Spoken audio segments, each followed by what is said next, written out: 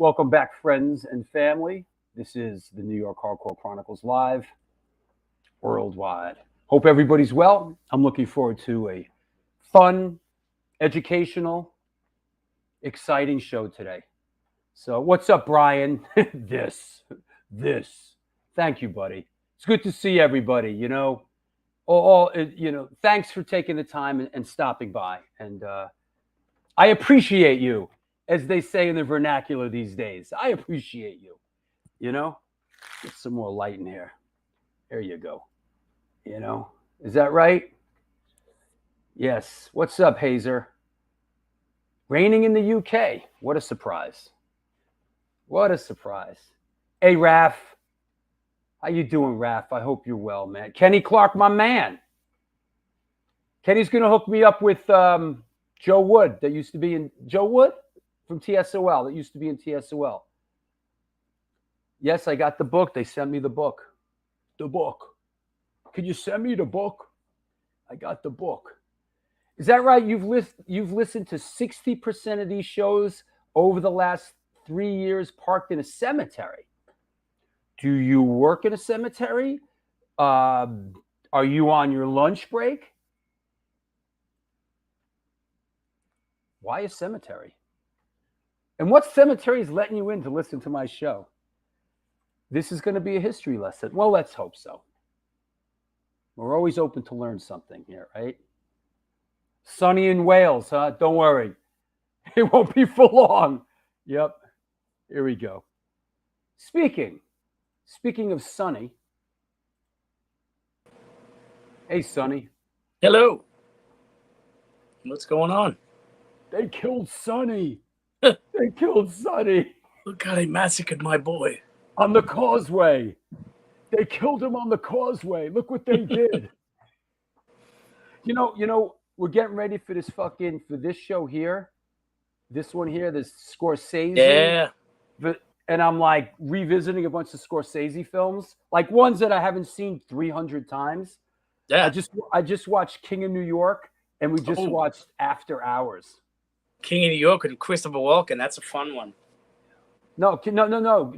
I'm sorry. King of Comedy. I'm sorry, with Jerry Robert Lewis. Niro. Yeah. I was going to say that. I knew that wasn't Scorsese. No, my bad. Still a fun movie, though. King of New York. King of New York was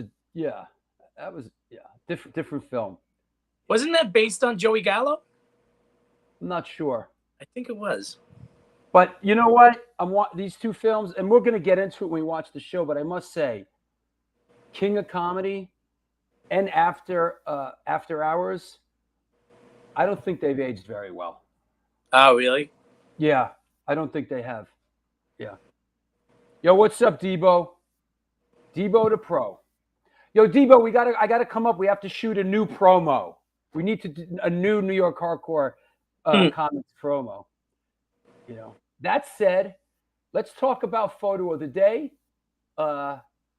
Listen, let's have a little fun here. Wrong answers only. Photo of the day. Here you go. What is this? What's going on here? What is this?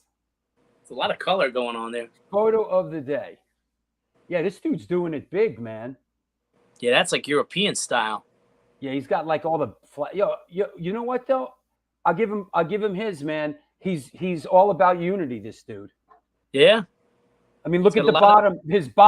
The bottom banner is like all like flags. Is it eBay Punk? I wonder if he visited all those spots, Yeah. He's got a lot of black metal. Vreed is black metal. 1349 is black metal. Clutch Rules. Amazon special. But he's got Dead Can Dance on there. West Side Story. Well, I don't recognize a lot of these bands. A lot of Euro stuff. Batushka? What's Batushka? Sounds like something my Jewish grandmother would say. A Batushka. She's a eat real your Batushka. She's a real, eat your, shut up and eat your Batushka. I'm cooking, Yeah. No, I don't think these guys, Black metal wallpaper. I think he's covering some ground here. He's covering some ground here. Now, did he buy them all together and lay them out, or did he start at the top and just keep sewing them on? Like, what is who is him? I want him on the show. Where is this fucking kid? We could do a whole Battle Fest show, you know? Thank you, Nerd Cage Live. Thank you for having me on your show the other day. Thank you again, Drew. Also, that pic with you and Zach Wilde was lit. I'll put that picture up in a minute. Yeah. So this was connected to this. Explain what this. Let's get right to it. Explain what this is. This. What is this? There we go. Yeah. Well, we know this is one of our early guests on the show. As a matter of fact, this is Prong, and Prong played Friday in the parking lot as part of the Metallica takeover of MetLife Stadium. In fact, today at 3, in fact, right now it's 3:08. Overkill is taking the stage and the parking lot today, right now. Mm-hmm. But as part of the Metallica shows, they did a full set in the parking lot, and they sounded fantastic. Prong sounded so good, and played a lot of new material from the new album, plus going stuff all the way back to the beginning. And the sound, I got to tell you, the sound was tremendous. It really was. It was a great seeing him out there. And of course, you ran it right. Of course, I was gonna say, yeah, right. These guys right here, you know, right. That's on the left. That's Rob Kabula from, you know, basically the OG Agnostic Frontliner, Victim in Pain, and that's Paris Mayhew from Cro-Mags. Yeah. Or we could say that's the Dead Blowhammer and the Aggros right there. There you go. Now, you know? I didn't make it out to the parking lot, but it was great. I was at the show. You were sort of wrapped up.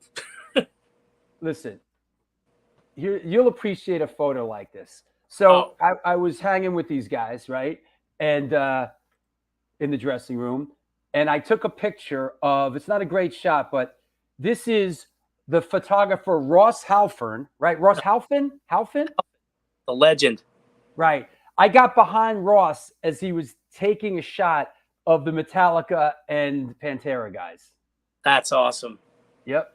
He did a book signing in the city yesterday, Ross Halfin. Oh, that's why he was in town. So. And I would love to have gone. I just didn't have it in me. And absolute photo legend. Absolute legend. Yeah, he was. You know. He was. I have like 3 or 4 of his books inside. I mean, you know, from Led Zeppelin. I'm not. Excuse me. Go ahead. No, I was gonna say he's one of those guys, but I thought you were gonna show the other picture. Well, no.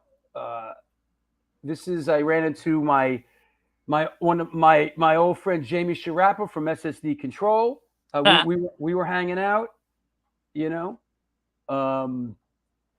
He actually connected me with today's guest, which was mighty nice of him. But you know, the Metallica thing is like,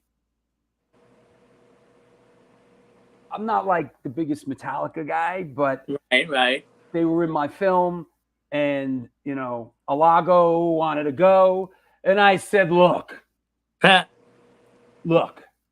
if you can hook it up, I'll drive. I'll pick you up. I'll fucking pay for the parking at the stadium. I'll drive you home. If you could hook it up, I'll fucking deal with it, you know? And it was cool. We saw the guys, and you know, and we saw the show. Here's a shot I took at the show, you know? I mean, it's pretty epic. I mean, 80,000 seats, 2 nights. Yeah. You know, I mean, I've known these dudes a long time. You know, I'm not like, you know, I'm not the super Metallica. I hated them when they first came out in 1983. I loathed them, as well as Slayer and all that other shit. But I've known these dudes for a while already. You know, it's been a while. You know, so it's really something like a band we saw at Lemoore, Brooklyn. You know. And they're like the biggest. They're like one of the biggest bands in the world. Yep. But I mean, gotta say, I was so happy to see Pantera just kill, and even there's the set from Friday night. You know, I didn't understand when we watched the show. I'm like, why didn't they play Sandman? Why didn't they play this? I understand now that it's a no repeat weekend, so the two shows are totally different. So that's why this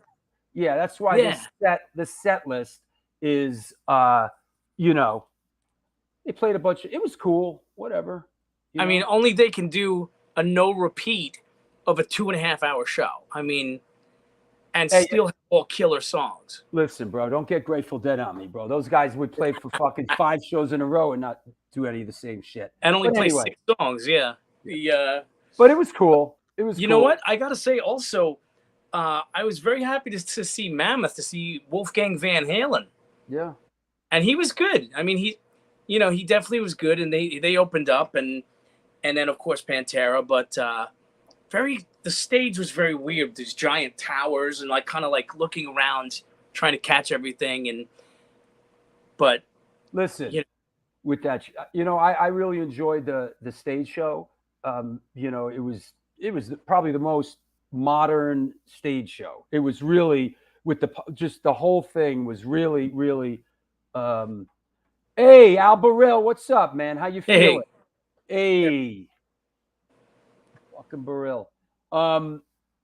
Listen, Alago, I'm like, yo, Alago, if you're gonna hook it up, I'll pick you up and we'll go.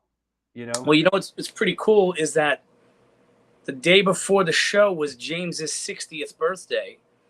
Yeah. And 39 years ago to that day was the day that Alago went to the Roseland, saw them play, and signed them. So he was 21. He was when he got Alago signed. Was 21 years old when he signed Metallica to Elektra Records. And so was Hetfield. That's so. I mean, it's crazy. Imagine if someone told you, you'll be doing multiple nights 40 years from now still. Bro, when I was 21, forget it. I had the mentality of a 12-year-old. Now you have basically was like food and reproduction. That was the only thing I understood. Food, mate, spawn, and die. Yeah, mate, spawn, die. That's a good one. That's a good one. I'm gonna borrow that. That's actually a Jello Biafra. Mate, spawn, die. That's mate, great. Spawn, and die. But I gotta say, I gotta do a quick shout out. I just got this in the mail. This is the latest book by a guy named Greg Prado, and it's the Grunge is Dead Outtakes. It's a sequel to one of his books, which has a whole bunch of my pictures in it.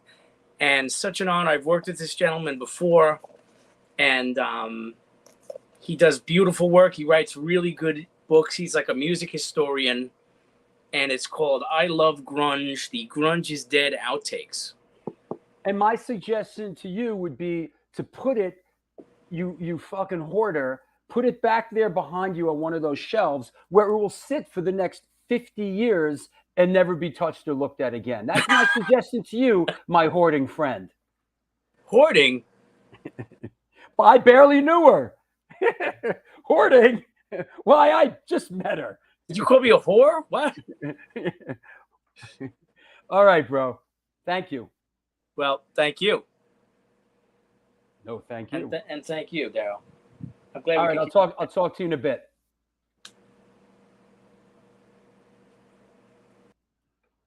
There you have it. The Hardcore Shutterbug, Steven Messina. This is the New York Hardcore Chronicles Live, and we are sponsored by New York Hardcore Comics, The Organic Grill, the Texas Silver Rush, DTFM Vinyl Distro, Generation Records, Upstate Records, and 126 Hardcore Clothing. They're a streetwear brand for restless individuals like you, my friend, who don't compromise. They're about being positive, spontaneous, and yes, believe it or not, true to yourself. For years, they experimented with several printing methods and materials and collaborated with a large number of designers and illustrators, always giving room for fresh perspectives while retaining the hardcore attitude. Don't care what they may say, we got that attitude. Get in touch with them, ramp up your game at www.126clothing.com. Come on now, Upstate Records. They're a New York-based DIY independent metal and hardcore label. Founded in the year of our Lord 2017, they broke into the scene with their inaugural 26-band compilation, and since then have churned out over 80 releases in their brief 5-year history. Out now are new releases by Mark Rizzo's band Revenge Beast, Carl from Earth Crisis' Freya, Fury of 5, Angry Corpses, and a few more surprises in the works. Check them out and a whole lot more at www.upstaterecordsnewyork.com. Use the code STONE10, you cheap bum, and get 10% off. All right? What do you want me to do? Smoke it for you? Everything okay in the chat room? Albaril, is that right? Hey, Jamie, did you see I just put up the picture of us from the other night? Heading back to Boston. Okay, drive safe. Albaril, you got a rejection letter from Malago? Listen, what can I tell you? You know? Shouting out Stephen Oswald from the High and the Mighty from Georgia. Jeff, we'll see you next weekend. Absolutely. With Silence Equals Death on Sunday. That said, enough of this chit chat. Let's bring our guest on. Let's clear the deck. Here we go. Today's guest is an American singer-songwriter hailing from the prairie state of Illinois. He's known for his work with the bands Jones Very, Alloy, Report Suspicious Activity, Dead Ending, Redshift, and is one of the founding members of political Chicago hardcore band Articles of Faith. Please welcome, coming at us from Seattle, Washington, Mr. Vic Bondi. Hey, man. Hey, Drew. How you doing? I'm good. How are you? Good, man. Absolutely. How's the weather in Seattle? It's typical Seattle day. I mean, actually, in the summertime, normally it's really nice here, but this is more typical, like 60 degrees and gray. This town is always gray. The rain starts in October and it ends in July. So, you know. They say that like contributed to sort of the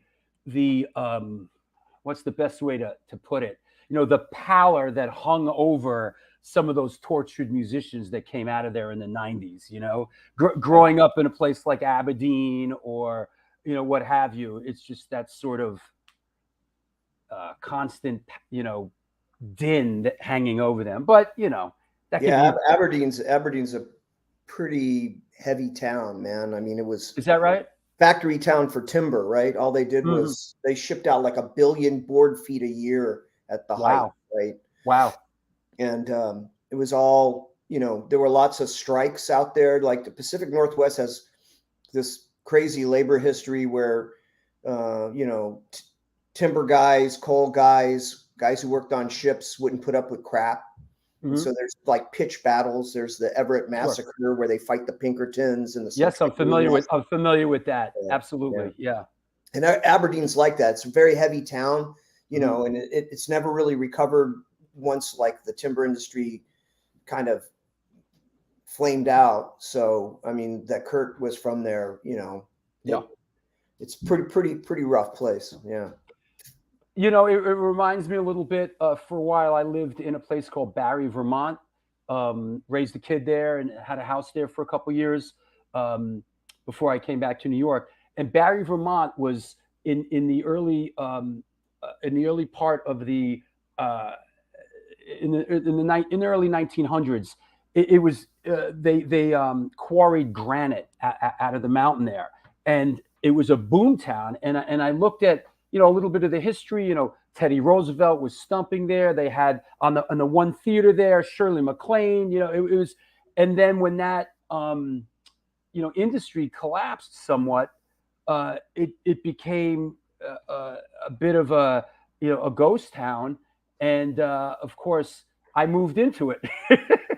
Yeah, you know, but that's I think that is a common theme for a lot of places, you know, whether it's a lot of cities in upstate New York were like that, you know, and it's certainly in the Midwest, right?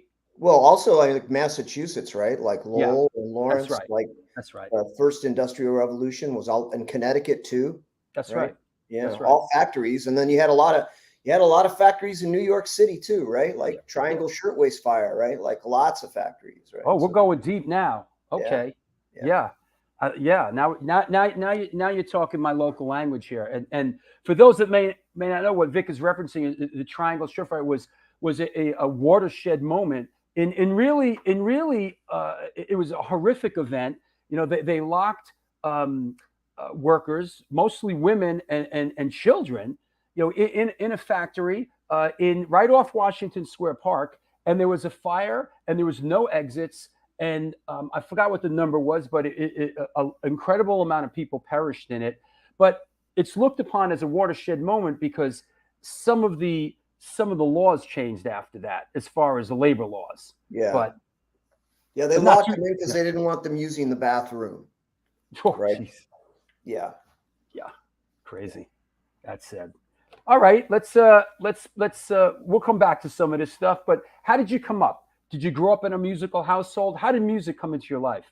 No, my father was in the Navy. I grew up in a military family, and so we were stationed a lot in the DC area. I went to high school in Pensacola, Florida. Wow.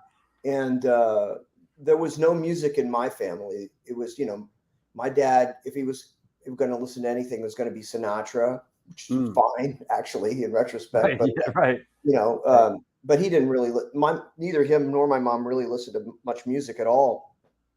And so I didn't really, I started getting into music when I was in middle school, and I got a C in an English class. And my dad was kind of a stern disciplinarian, which a lot of military guys are. And he was like, Sure. well, you got to get that grade up. And until you do, you can't watch any TV. So I started listening to this little transistor radio I had, and I was listening to a radio station in Baltimore. And this is like in the heyday of really great soul music. So, you know, Stevie Wonder, You Haven't Done Nothing, and Living for the City, and Intervisions, right? Stevie Wonder. Intervisions, Four yeah. Tops, Marvin Gaye, sure. Right? Yep. You know, the Ecology song. So it was like that was really sort of the first stuff that I got into. And then, you know, when we moved to Pensacola, I didn't know a lot about music, but I had heard this song on the radio, Band on the Run. I'm like, oh, that's kind of a cool song. I like that. And I was working at Kentucky Fried Chicken with this guy, and I'm like, yeah, I really like that song, Band on the Run. He's like, oh, you should listen to his first band, the Beatles. They were really good. And I'm like, oh, really? What records do you have? He was in another band. yeah. I had no clue, because in my household we didn't know the Beatles. So then, you know, I get into the Beatles. I get into the classic rock all like, you know, 7 years, 8 years after it's all done, right? Like, so then I go through the standard registry. I get the Beatles and the Who and the Stones, and right.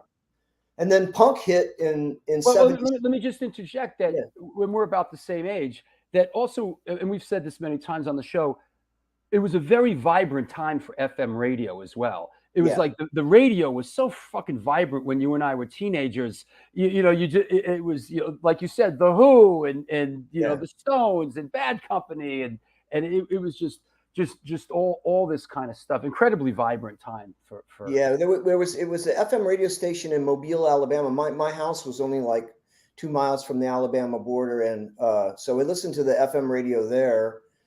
You know, and that was sort of my gateway. But then we started reading about in like Rolling Stone and Cream about punk in London, right? And you know, I'm in high school, and we're like, what the fuck is going on over there? I heard that guy Johnny Rotten sticks a dildo up his ass when he sings. Of course, right.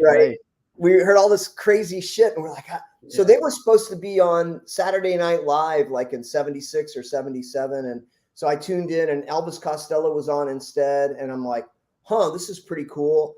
And then, but that was a great performance. Watching the detectives, that was a really great performance. Well, then he did radio too. That's right. He went right into it. Right into it. Yeah, and they had told him not to play it. That's right. He got disinvited after that. Right. That's right. So they didn't have any punk rock in Pensacola, but then 78 or 79, they have one. I found Give 'Em Enough Rope by The Clash in a record store. I took it home, and pop, that first snare shot on Safe European Home. I was like, this is it. This is it. Right. And then the next year I moved up north to go to college, and I went to the Aragon Ballroom in 1979, and I saw the Clash. Up north, meaning you went to Chicago. Yeah, Okay. yeah. Well, I was actually in DeKalb first, and then we moved Okay. to Chicago from there. But Right. DeKalb's about 70 miles west of Chicago. Right. And I went to the Aragon Ballroom. I saw the Clash, Pearl Harbor, and the Explosion tour. And I was standing right in front of Paul Simon, and they come out on stage. They open up with "I'm so bored with the USA." I'm like, "Fuck, this is great!" And I had my long surfer hair from Pensacola, and I just shaved my head the next day. I'm like, "This is it." And this is just, let me say that this is when the Clash were really great because Topper Headon was playing drums with them. Yeah. This is when they were really, really, really great. I mean, this they is were before London Calling comes out. Yeah, So it's between those two records. Sure. I think it's the first or the second tour of the States they did, and man, it was probably the second most transformative concert I've ever been to in my life. It was really a big deal for me. Yeah, the Clash really touched a lot of people. Our good friend Jesse Mallon, a big Clash guy, and myself, and the Clash were big. As an interesting note, and I want to get him on the show. In my neighborhood, a Cosmo Vinyl. You know who he is? He used to work. He did all the drawings, right? Yeah. He's in my neighborhood, and like I got to get him on the show, man. He's like, So, Chicago. I mean, interesting because Chicago is just so known as being a blues town, and like Chicago is like, such a infamous, the blues, Chess Records, this and that, and it has such a history that you go to Chicago and you intersect with the Clash in Chicago. That's great. Yeah, I mean, well, and then of course I was getting into all of it: Ramones, Jam, Clash. Sure. And then in '79, you're starting to get the first hardcore, right? So probably the first Black Flag single, "Nervous Breakdown." I don't know. I maybe heard that in 1980 or 81, something like that. The Germs, right? So the first bands, first American punk rock or first American hardcore punk bands start. New York stuff though. Fucking Television for me. Yeah. Oh my God, Jesus Christ! Like Marquee Moon. I heard that. I found that record in Pensacola too, and I learned how to play guitar listening to records and just figuring out stuff. And that I learned how to play every single riff on that record, man. Great record.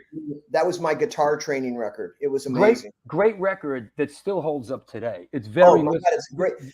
I went to see the non-Richard Lloyd version of it before Verlaine died about I don't know 3 or 4 years ago with my daughter who lives in New York, and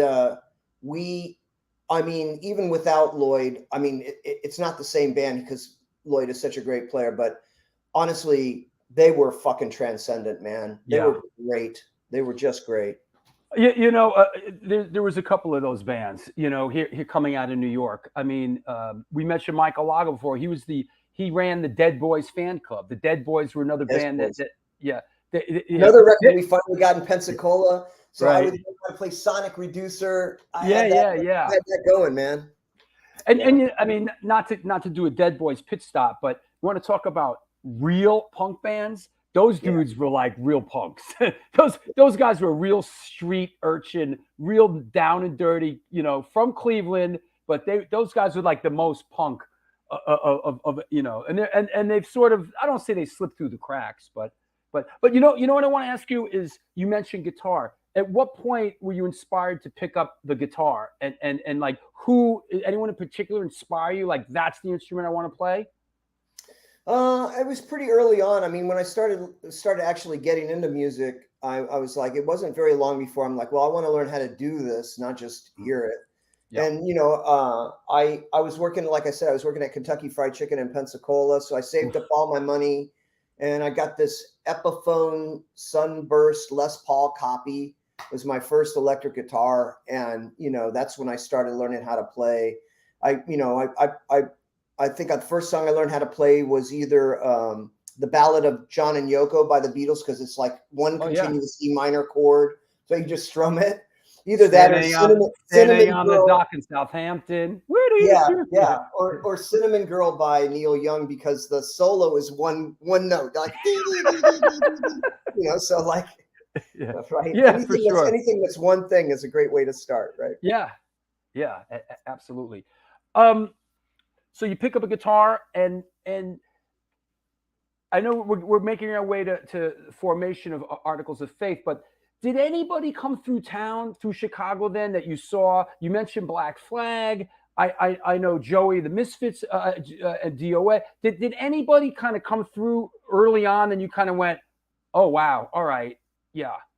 Yeah, so it's a little bit weird because I was in Chicago going to school, and my dad he'd finished up his station in Pensacola, and then he was stationed back in DC again. So my parents had moved back to DC, and my sister was living with my folks, and my sister started getting into DC punk, and she's like, well, so I would go home on Christmas vacation, and I went home on Christmas vacation like 81, the winter of 81. Oh boy! And Tony now and we're talking. My sister took me to the 930 Club to see the Bad Brains and Faith. Woo! And that was the most transformative show I've ever seen, right? Like, because if the Clash got me to shave my head, the Bad Brains got me to play fast. And man, I mean, that period of Bad Brains, they were pretty untouchable. I would say that was the greatest live band I've ever seen in my life. They were really just unstoppable, just unbelievably great band. Unbelievable. Absolutely. Fair enough. I saw them there many times. And I say there was a couple of bands that we any chance we could get to go see them, we'd go see them. And it was like Bad Brains, Minor Threat. There was a couple of them that was Black Flag. When they came to the East Coast, we would do, New York, we just couldn't get enough. And the Bad Brains, and it's said so much, and it's really folklore at this point about how the Bad Brains back then like transcended time and space, but they were incredible. What they were doing, they were unprecedented. Well, I think the thing was, like, a lot of us were still trying to learn how to play our instruments. Yeah. But those guys could fucking play, right? Yeah. That was the thing. They were just made it look effortless. All of them were just these superlative musicians. Sure. So they were just, and HR was just the dynamo, man. He would just demolish the fucking stage. Yeah, he was incredible. There was just no touching that band. I mean, the Flag with Dez was pretty scary and intense. Yeah. That was the scariest band I ever saw. But the Bad Brains were just fucking amazing. Amazing. So you mentioned Faith. When you were down there in 81, did you get a chance to, did you see any of their locals? Did you see SOA? Did you see Minor Threat? Did you see Government Issue? Did you see any of our other favorites? Yeah. So my sister introduced me to all those guys, to Stab and Ian, and she was hanging around a lot with the Scream guys. So, Pete and Franz and Skeeter and those guys. Who by the way are playing in Europe right now. Right now, they're original band in Europe playing right now. Yeah. Amazing. God bless. Right? Yeah. So I Chicago had a punk thing going on too, but I wasn't really part of it yet because we were. I started playing punk rock in DeKalb when I was in college, and then I dropped out and moved to Chicago to play punk rock for real. And previous to me moving to Chicago, there was a scene around this floating bar called Oz, and the Chicago scene was really small, but it had some great bands. So it had the original Effigies, the first version of the Effigies, which was amazing band, really great. It had this band called DV8 they were phenomenal. It had the earliest incarnation of Naked Ray Gun, which was really like an art noise band. I mean, they later on when John Haggerty started those John Haggerty records where they define that mid-tempo Chicago sound so well. That was still in the future. At the time they were with Santiago, and they were just like a noise band, and with this like skeletal giant guy screaming about sex bombs and shit. And, they were really good. So Chicago had a thing going on, but Articles of Faith wasn't really a part of it yet. And, you know, the DC scene, I think, was probably more influential on the way that I was thinking. I would already was playing music. I was in a band called Direct Drive, Right. which had some of the members of Articles of Faith. Right. And then we changed to Articles of Faith when we kind of like, we sort of set aside the Clash, and we were much more influenced by the Bad Brains. And we're like, well, we got to figure out our own thing here. Let me ask you, what was Direct Drive a Springsteen Clash cover band? It wasn't a Springsteen Clash. We played a lot of covers. We played more like, we played Sex Pistols and Blondie and Pretenders. I mean, you know, anything punk or new wave. The Jam. We played Ramones songs, right? Like. So it was definitely my entry level band, and it was most of the songs were covers. We would play some originals, and I don't think we played a Springsteen cover because I don't think I could play well enough to play a Springsteen song. Yeah, that doing my research that came across, and I'm like, huh? Yeah. Somebody in the stream is mentioning Strike Under too. Yeah, Strike Under, that first generation Chicago band, Strike Under was undoubtedly the best. Is that right? They were great. Right. Yeah. So you changed. What was the impetus to sort of change the name to Articles of Faith? I mean, and where the name come from, please? Well, we part of the impetus was after that art of the Bad Brains stuff, we already started to try and like find our own sound, right? I mean, you know, nobody's born punk, so you kind of have to like acquire. You have to acquire the skills and the outlook to be able to articulate that music properly. So we were kind of working our way towards it, and we decided like we wanted a fresh break to establish a new sound and a new presence. And so after seeing the Bad Brains, I'm like, well, one thing is speed really matters and noise really matters. So we really started to pursue those two aesthetic principles, speed and noise, and see what we could do with them. And Articles of Faith was a song that I had written. And it sounded cool, so we decided it would be the name of the band. Hey, I'm in a band called Incendiary Device, which is taken from the song we had called Incendiary Device in the band I was in before.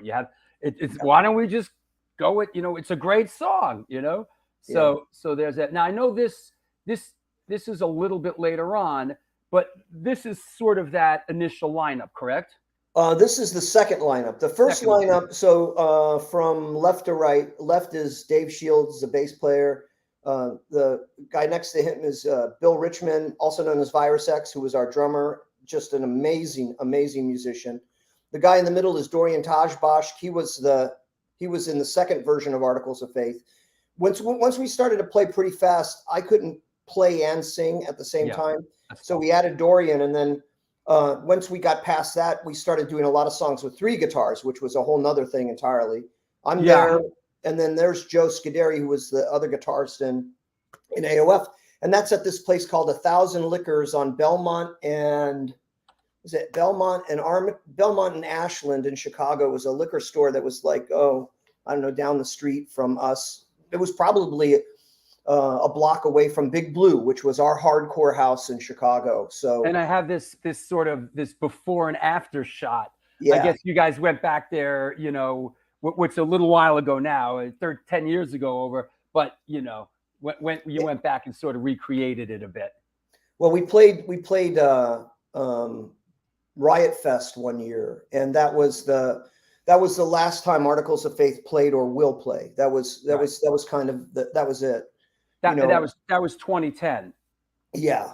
And then also there was that live recording, the live recording of that as well that came out. No, that was from the European tour in 91 or 92. Got it. And then what we did another record around Riot Fest, since we were going to get back together for Riot Fest and do that one-off show. We did another record, New Normal Catastrophe, and then we played two shows at Riot Fest.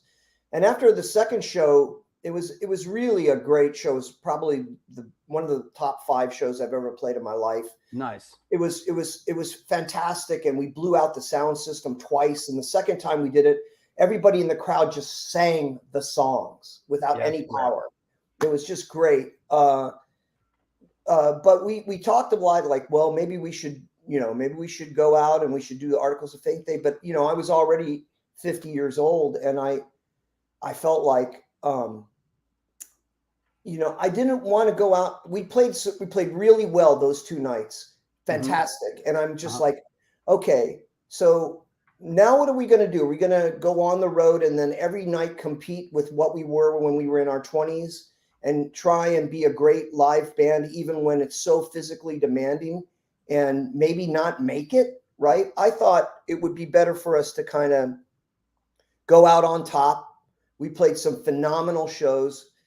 For anybody that was at that show, any of those 2 shows would tell you there was a pretty great live band. And I thought, well, that's the way I kind of want it to go that way. That's the reputation I want to keep, right?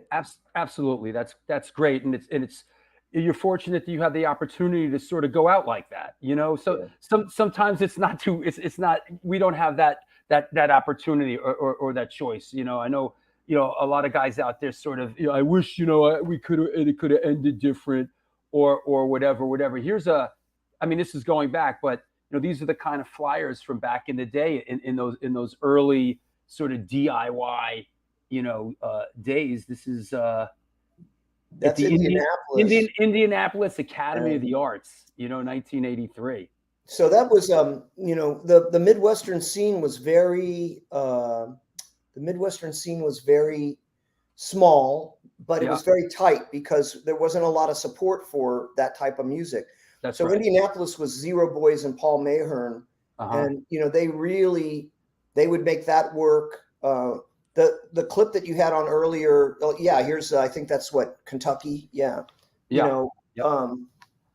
Jockey Club had 1 million punk rock bands, but it was a very tight knit scene because there wasn't a lot of institutional support for the music. There was no big labels. There was no clubs would have you, in the clip that you had when we started this. That was from the Central American Social Club, which was this hall up on Broadway in Chicago, and we used to put those shows on. So they were all DIY shows. We'd go and rent the PA and the lights, and then we'd invite fantastic bands played there. Minor Threat played there. MDC. I saw that flyer. That flyer. Played there. Yeah. We had really great bands play the Central American Social Club, but we put those shows on. Because it was just like in DC or Boston or, there was a very DIY scene, right? Absolutely. New York was the same. The mafia clubs wouldn't have you, so you'd have to figure out some other way that you were going to play. And and absolutely, being part of the early Boston thing, we were always on the lookout for a cool VFW hall or a cool church basement that we could send the most straight looking guy we had in the Elks Club or whatever. But going back to it, is that I have a belief and that it was bands like Black Flag, you mentioned the Dez era, and even the Dead Kennedys, the Misfits to a certain extent. They sort of like Johnny Appleseeded. They would kind of come to town early. They came to town. We saw them in 80, 81, whatever, and they would sort of plant the seeds, and you'd be like, wow, okay. Well, they would give you the list of guys to call, right? So I think DOA did a lot of this too. The big bands, the established bands were really important for those of us who were coming in their wake, right? Because they would give you the lists. So on the very first Articles of Faith tour was a DOA list that had been passed to us probably through Husker Du or MDC or somebody. Right. And, those were the guys that you called. And, you should play the Royal Calgarian in Calgary, man. It's like the Royal Calgarian was a freaking cat house. You played in the basement, man. So. I wanted, in doing my homework, I just came across this great quote of yours, and I'd like to read it. And I just found it was great. And I quote, "I think I had a sure sense of the possible twice in my life. The first was at the end of the 70s. I had a belief that if we took the best of the 60s and dropped the rest, purged and renewed that basic utopian progressive outlook, the way punk was purging and renewing rock, we'd have a broad, bright future.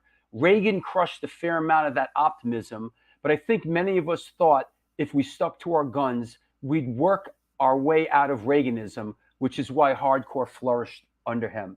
I thought that was just really right on, having, I can relate to that. And any other added perspective onto that?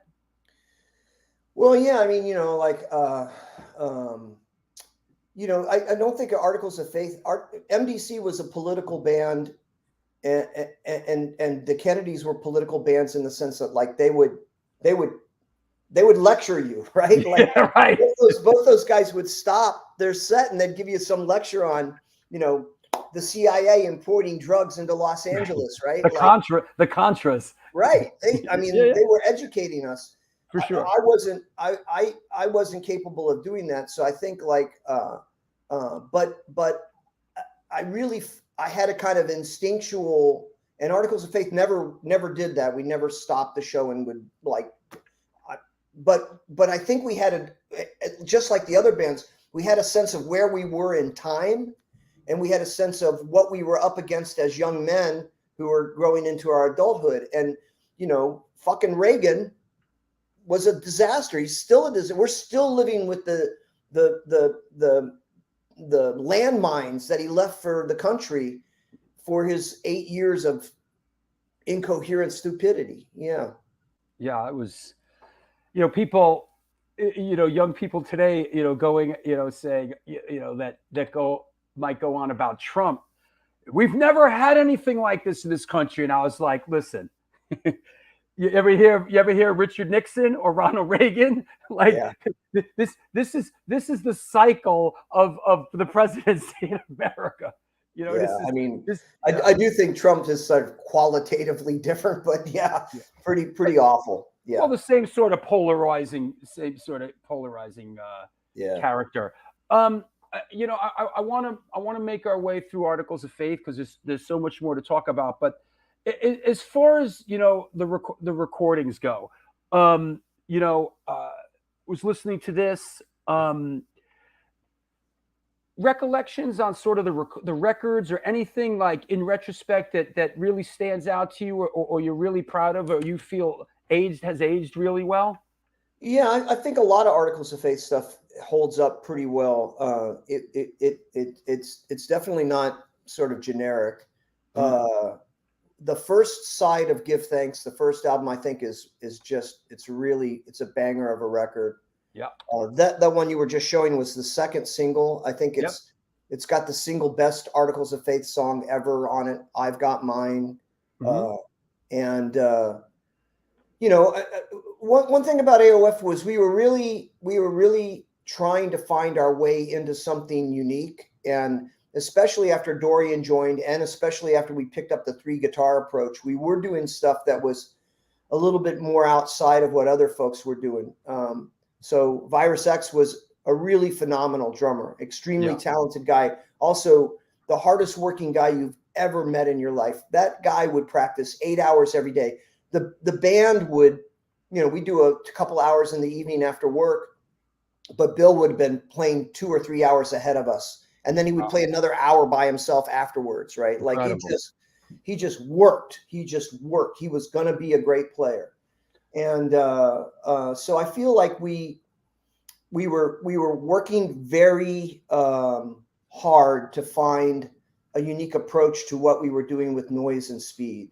Sure. And I think some of it holds up. Some of the songs like I've Got Mine or Every Man for Himself. There's not a lot of other. What We Want Is Free. There's not a lot of other bands that have songs like that. So yeah, and I know that Bob from Husker Du, Bob Mould, he produced 2 of the records. Could you just give us some perspective on your relationship with him and how he came to play? Yeah, I mean, I've known Bob for over 40 years. I don't actually remember the first time I met him, but the Huskers were they were part of that whole Midwestern scene. They were really, they held down the fort in Minneapolis. The Die Kreutzen held down the fort in Milwaukee. Tar Babies in Madison. Yep. You know, Tar, so there was tar babies. Yeah. Tar Babies and Mech Mensch. So there was a whole thing going on in the Midwest, and the Husker Dus, they were the first kind of national band out of that area because they got in the van and they never stopped. They just Right. stayed on the road for like the rest of their lives. Yeah. Yeah. And Bob had created this record label, Reflex. That's the record label that we did In This Life on. And, he came to shows and we played with them so many times. And he was a big fan of the band. And he's been a good friend of mine. I mean, for my whole life. Like actually last year in 2002, Bob asked me to open up his acoustic gigs out here on the West Coast. So I did a bunch of acoustic shows with him. And it was really, really great. Great. And just to go back to this for 1 second, because in sort of doing my prep, I came back to this a couple of times. It just in my notes I like, this rips. It's my notes on this just rips. I mean, this really stood out, and this was sort of and this was not a split, but this was sort of in lack of a better term, a split on Paul from the Zero Boys label, sort of like what Discord used to do with X-Claim. Was this one of those sort of things, like both labels? Yeah, so we recorded this. Paul recorded this record. He was our producer for it, and we had gone down to Indianapolis, and I don't remember where we tracked this, but we actually tracked like a full album, and we didn't like it. I mean, we decided that we didn't want to put it out. So we picked the best 3 tracks, which are these 3 right here. Mm-hmm. And then, I mean, later on in some of the compilation records, we put those other tracks out. Sure. I mean, this one, the I've Got Mine, I think is the best song we ever did. Wait on the second side, the first song, that's Bill's song. That's a Virus X's song. That's mm-hmm. That was a wild song live. That would always be wild live. And then By This War, which is a song I wrote.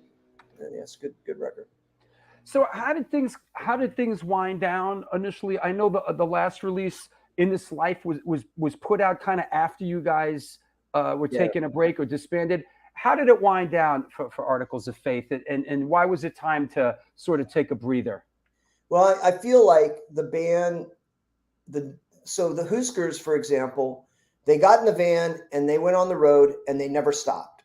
Oof. So their approach was, and that was the level of commitment that I think you needed to have, right?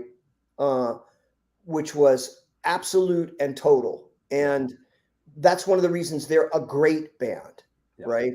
Because they made that absolute commitment. Articles of Faith never made that commitment for all sorts of various personal reasons. We would, we only did like 3 national tours, and we never just said, we're just going to sleep. Black Flag did the same thing. We're going to sleep in the van until we're not, right? And we just didn't make that commitment.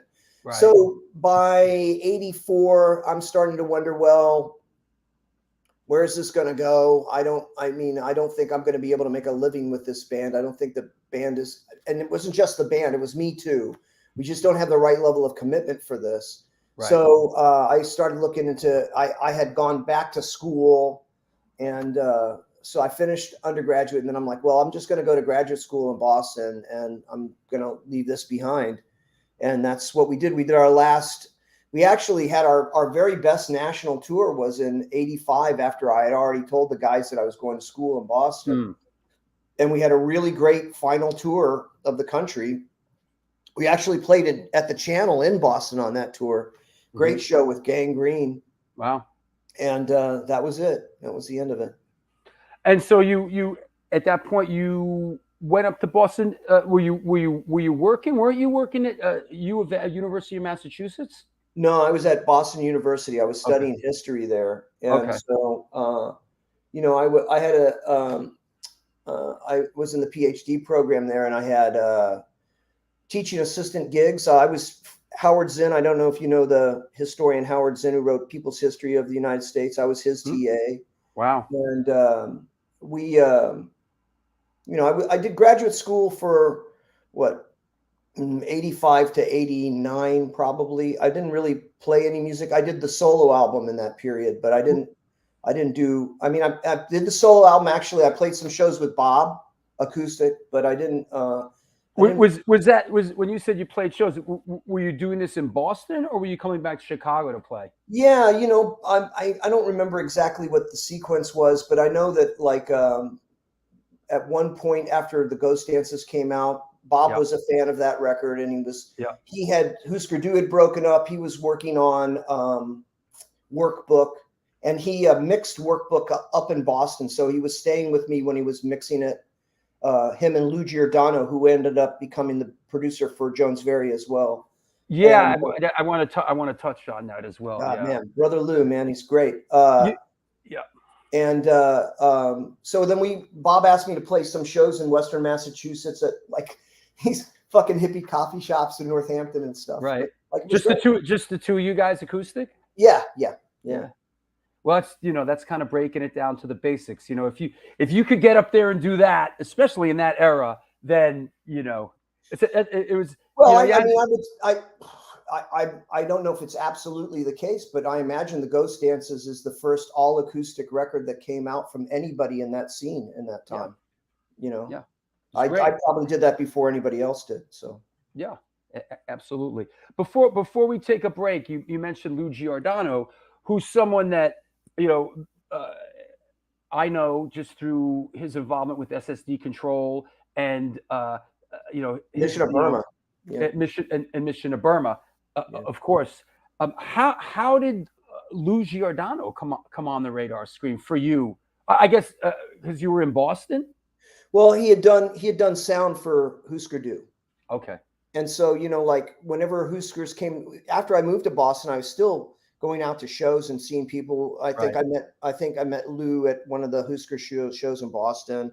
Right. And then I just kept in touch with him. And then when I formed Jones Very, right, and I was looking to do the first Jones Very record, Lou was just kind of the natural guy to turn to.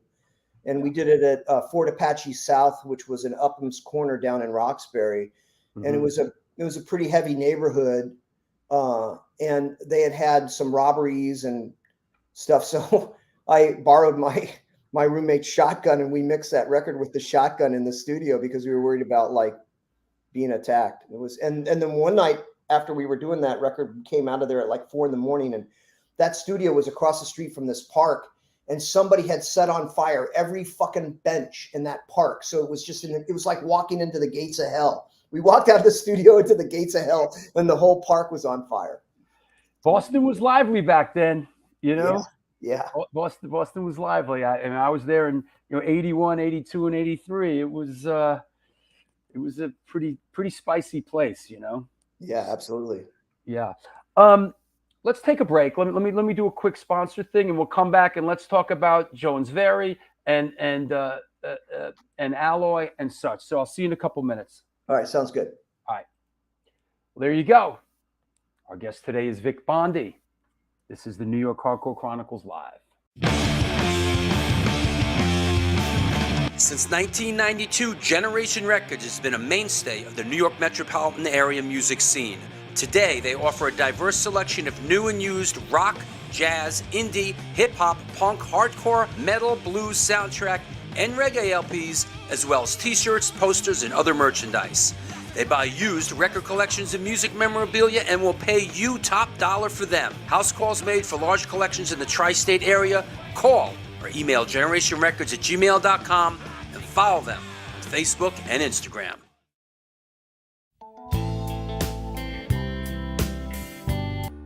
Hey guys, Vlad from Organic Grill. As you can see, we're in a new location on West 3rd Street, right by Blue Note and Comedy Central. The place is bigger, kitchen is bigger, we have more varieties, more food. We are looking forward to treat you guys with great dishes. All Hardcore Chronicles, welcome to Organic Grill. We are going to serve all the events as we usually do, and we are happy to see you guys.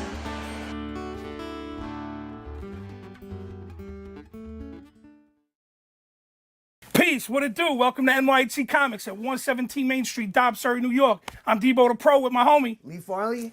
Welcome to the spot.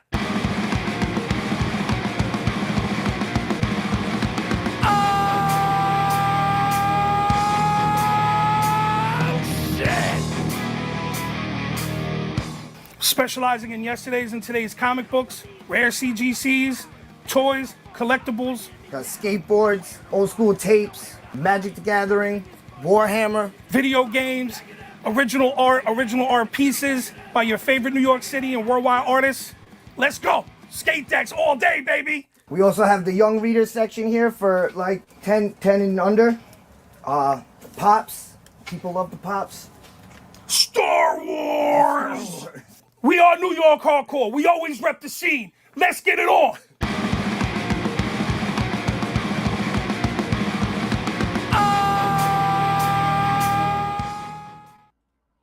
And we're back. And we're bad. Everybody okay out there? Everybody behaving themselves? This is the New York Hardcore Chronicles Live. Hey, do you know that this book is going to the printer soon? Yes, the sequel to the New York Hardcore Chronicles Volume 1, 1980 to 1989, is going to the printer soon. This is free to all patrons. If you are a patron and you've been supporting this show, it's free. If it's free, it's for me. There you go. If you are in the United States, if you're outside the United States, you just got to pay for the shipping, but the book is free. If you are not a patron, I suggest that you join. The show needs your support. Please support the show. Be a patron. Get the book for free and a whole lot more. There it is right there. What do you want me to do? Smoke it for you? Come on. Join Patreon. Be a patron. Support this show, please. There's a PayPal address there as well. And there's a super chat function. There's a lot of ways to support the show. I don't care how you do it. Just do it. Book is coming out. I think it's going to be about on October 1st. I don't know the exact date. That's the front cover. This is the back cover. There you go. That's the back cover of the book. And yeah, it is. If you enjoyed the first book, you will enjoy this book. Basically, I did my very best to keep the continuity between the two books. So please get with the program. That said, want to mention a couple of upcoming shows. This Wednesday, Evo from Warfare and Angelic Upstarts is on the show. This should be a hoot. Got a couple of other special guests coming on. The Scorsese retrospective is Wednesday, August 16th. I've been doing my homework. I have been watching some Scorsese films. I think Raging Bull is going to be next. Dave Tree, Boston Represent, is on August 20th. New York Style, Johnny Paisano, August 23rd. Kevin Sharp from Brutal Truth, Lock Up, Primate, Venomous Concept. Shane from Napalm Death coming on, celebrating the release of his autobiography. This should be good.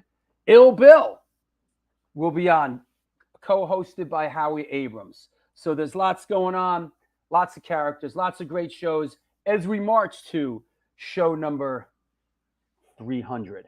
I think we covered what we need to cover.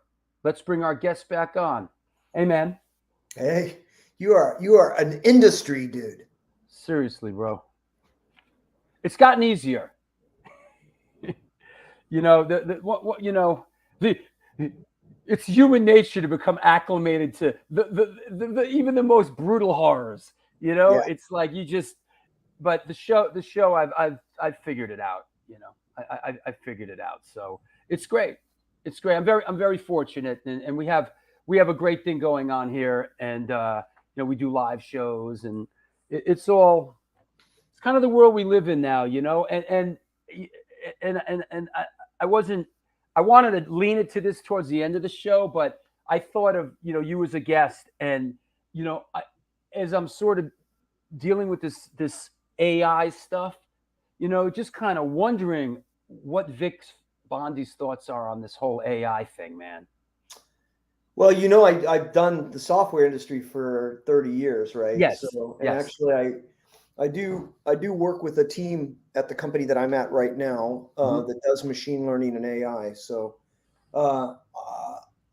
the thing about it is it doesn't worry me. I'm not alarmed by it. Okay. The way that what we call AI or machine learning, the way it's actually structured is not like the way human beings think. Mm-hmm. So it's not modeled on any model of human cognition. It's Right. it's basically a very one version of it is very statistically oriented, and the other version is very much built around geometry. And so there may be some intelligence, some kind of real intelligence that develops in these systems at some point, but I feel like we won't recognize it when it happens. It'll be like dolphin intelligence. You know something's going on there, but you don't know what it is. Right. But it's not Right. going to be like the way we think, and these guys aren't going to replace it. And it's just not the way the tech actually works. I feel like the guys who are making those alarmist statements are really looking for investment, and they're just trying to get the hype machine going. Interesting you should say that, because I just watched a documentary which predominantly focused on sort of like the weaponizing, AI and that whole thing. And it's exactly like you said. It was a bit alarmist, as they're saying that AI is going to be making decisions on who lives and who doesn't live, and it was pretty fiery stuff. Well, I can envision some nightmare scenarios, but they're not the ones that people normally envision. So, Right. like one nightmare scenario is that AI gets pretty good at impersonating human beings, and so some state actor like Iran or China or the United States decides that they're going to wage economic warfare on an opponent, and they're just going to raid everybody's bank account. Boom, and you have a 0 day. And every account is being impersonated by a machine. All that money's being exfiltrated and dropped into some sort of Bitcoin server somewhere, right? Yeah. And you're fucked. Heavy. That can happen. The other thing that I'm a little concerned about is the thing with AI is it's garbage in, garbage out. You're hooking up all of these search engines to AI right now. There's a very strong possibility that what it does is actually wreck the search engines. So it becomes impossible for them to be good because AI is actually bad, right? And it fucks everything up. So the other thing is the AI scenario that worries me the most is that it wrecks a lot of the systems of information that we have today and make them non-discoverable. Wow. Yeah, that makes sense. I mean, I heard something recently about someone using an AI type of thing to start swindling people, elderly people on the phone. Mom, it's me, and I'm in trouble. Can you please, I have my dad's 90. He's down in Florida. I'm familiar with that whole scenario down there. And it's amazing how many people try to prey on this 90-year-old guy between phone and computer. And they're just such a target audience for that. And I just read about something like that happening. So I'm sure there's going to be insidious applications for it, all over the place. But like anything, the guys who perpetuate these frauds, often the fraud is very obvious to anybody, right? Yeah. But they do that deliberately because they don't want you who already get it to bother to waste their time. They only want the complete and absolute suckers to hit on it. Right. And it's a numbers game, right? It's like, it's just a numbers game. If they could just get one, Yep. So that said, let's pull the car back on the road. Jones Very, what was the inspiration, the impetus, and how did it come together? Yeah, so I didn't play music for a while. I was in school, but I really missed it, and so I decided I would try another band. And this time, what I would do is I'd do it as a 3-piece, which would give us more flexibility around improvisation. So at the time, I had kind of discovered jazz, and I was listening to a lot of jazz, and I connected with this guy, Jeff Goddard, who had been a bass player at the Berklee School of Music and was a very skilled musician, very accomplished. So I'm like, well, let's see if I can, work some of these ideas out with Jeff. And so then we formed Jones Very, and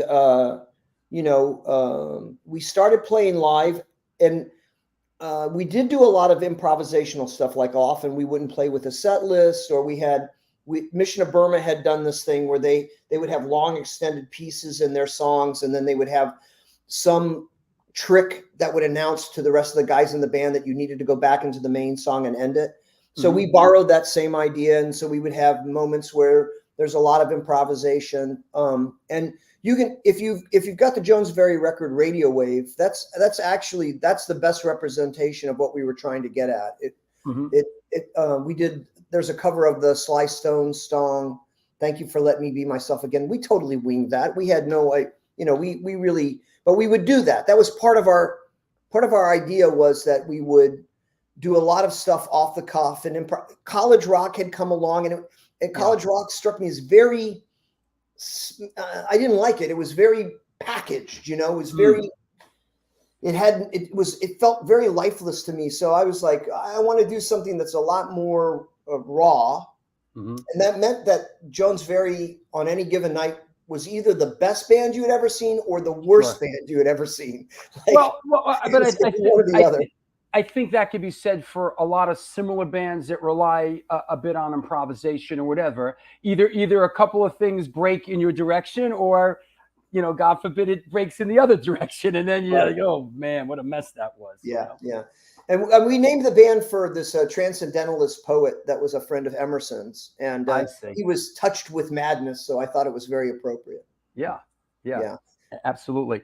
And Jones-Very was a couple of years, and then you got Alloy together. What was sort of the was there a decision like, hey, I want to do something different, or how did one thing end and the other thing start? Yeah, well, I mean, what happened was Kenny Chambers. So I really wasn't a good enough musician at the time to pull off everything that I wanted to do with Jones-Very.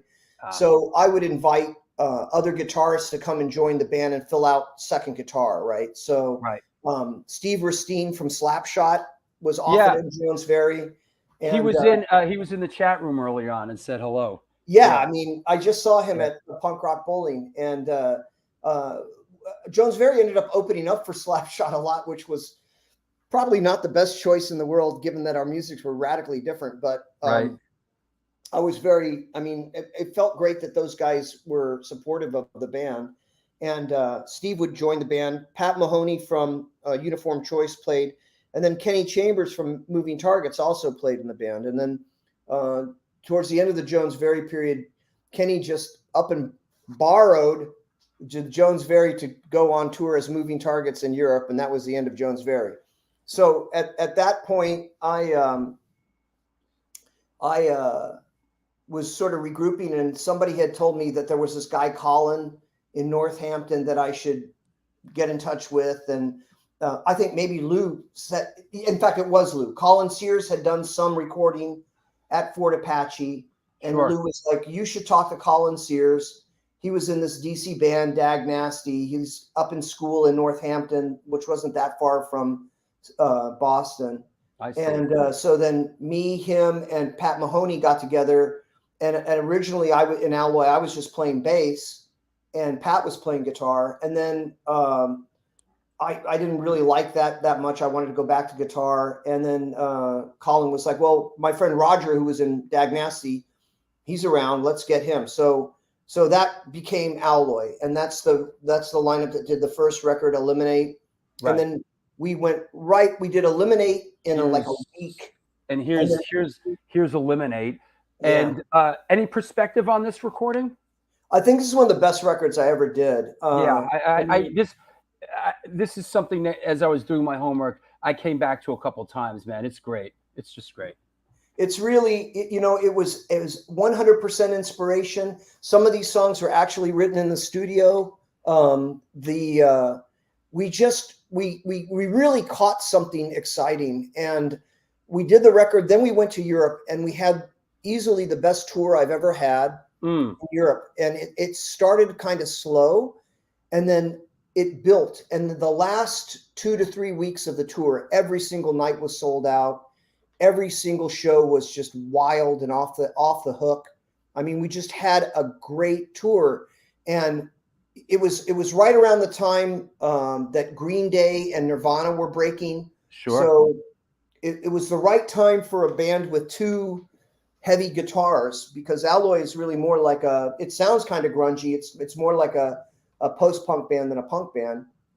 And yeah, it was really, really great. That record, loved it. That tour was great. It was really And, a and great I'm sorry, experience. who put this record out? So this was put out by Bitscore, which was a German label. Interesting. And in fact, actually, it's a little bit hard to get still. One of the unfortunate things with Alloy is all of our records were done with small labels that didn't have the ability to really distribute it very well. So right.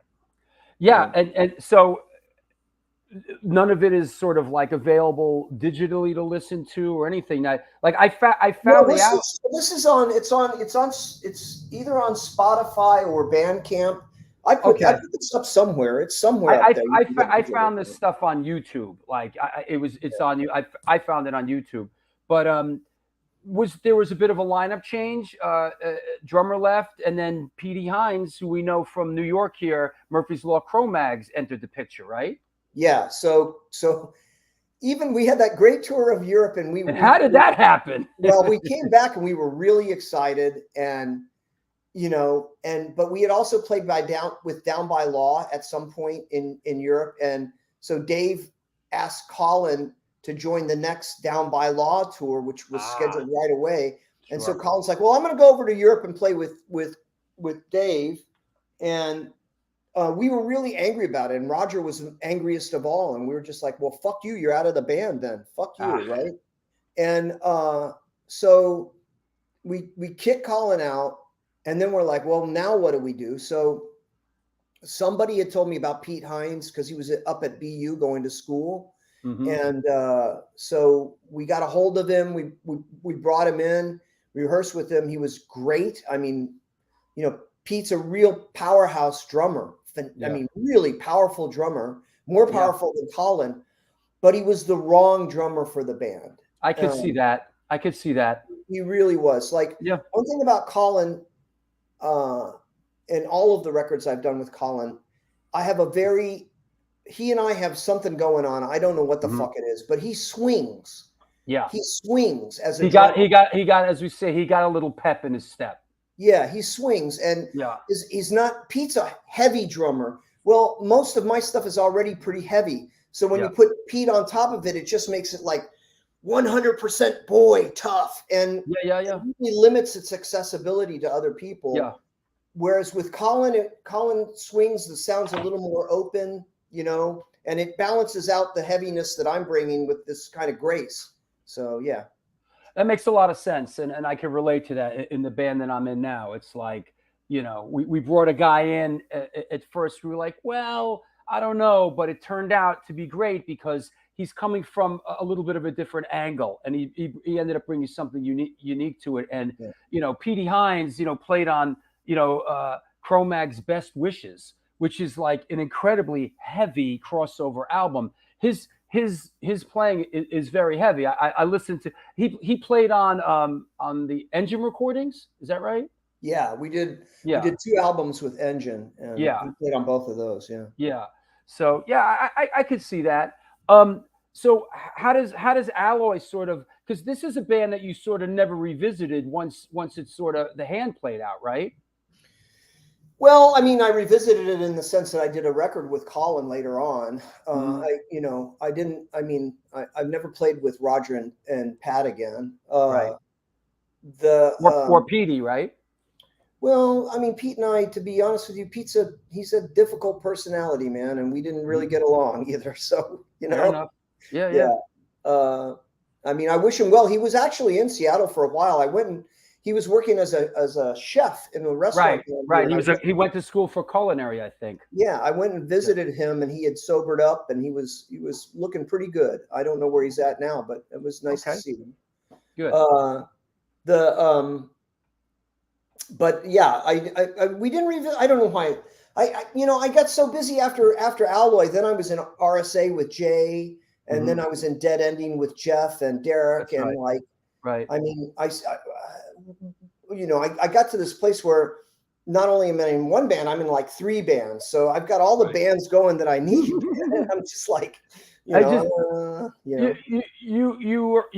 are an incredibly proficient, forward-moving musician, an artist, and I love it. There's is that part of like a shark moving forward? You know, is that sort of part of your ethos? Like, I have to just keep moving forward, new It's challenges. 100%. It's 100%. Like the band that I'm in now, Redshift.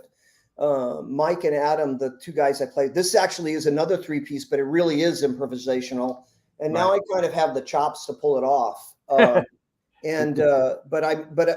even then, you know, Mike and Adam are very good players, and they really push me. So, and I want to be in this band because they push me. I don't want to. I feel like, you know, there's a lot more for me to figure out on guitar, and there's a lot more for me to discover and find my way into. So I'm pretty keen on that, you know, and I've also done a lot, even all the other mainstream bands. I've done projects and I've done all sorts of shit. Let's field one here from LaRoche. Tell us about the Reed Mullins project. I know, that's the Teenage Time Killers project, correct? Teenage Time Killers, yeah. Tell us about it.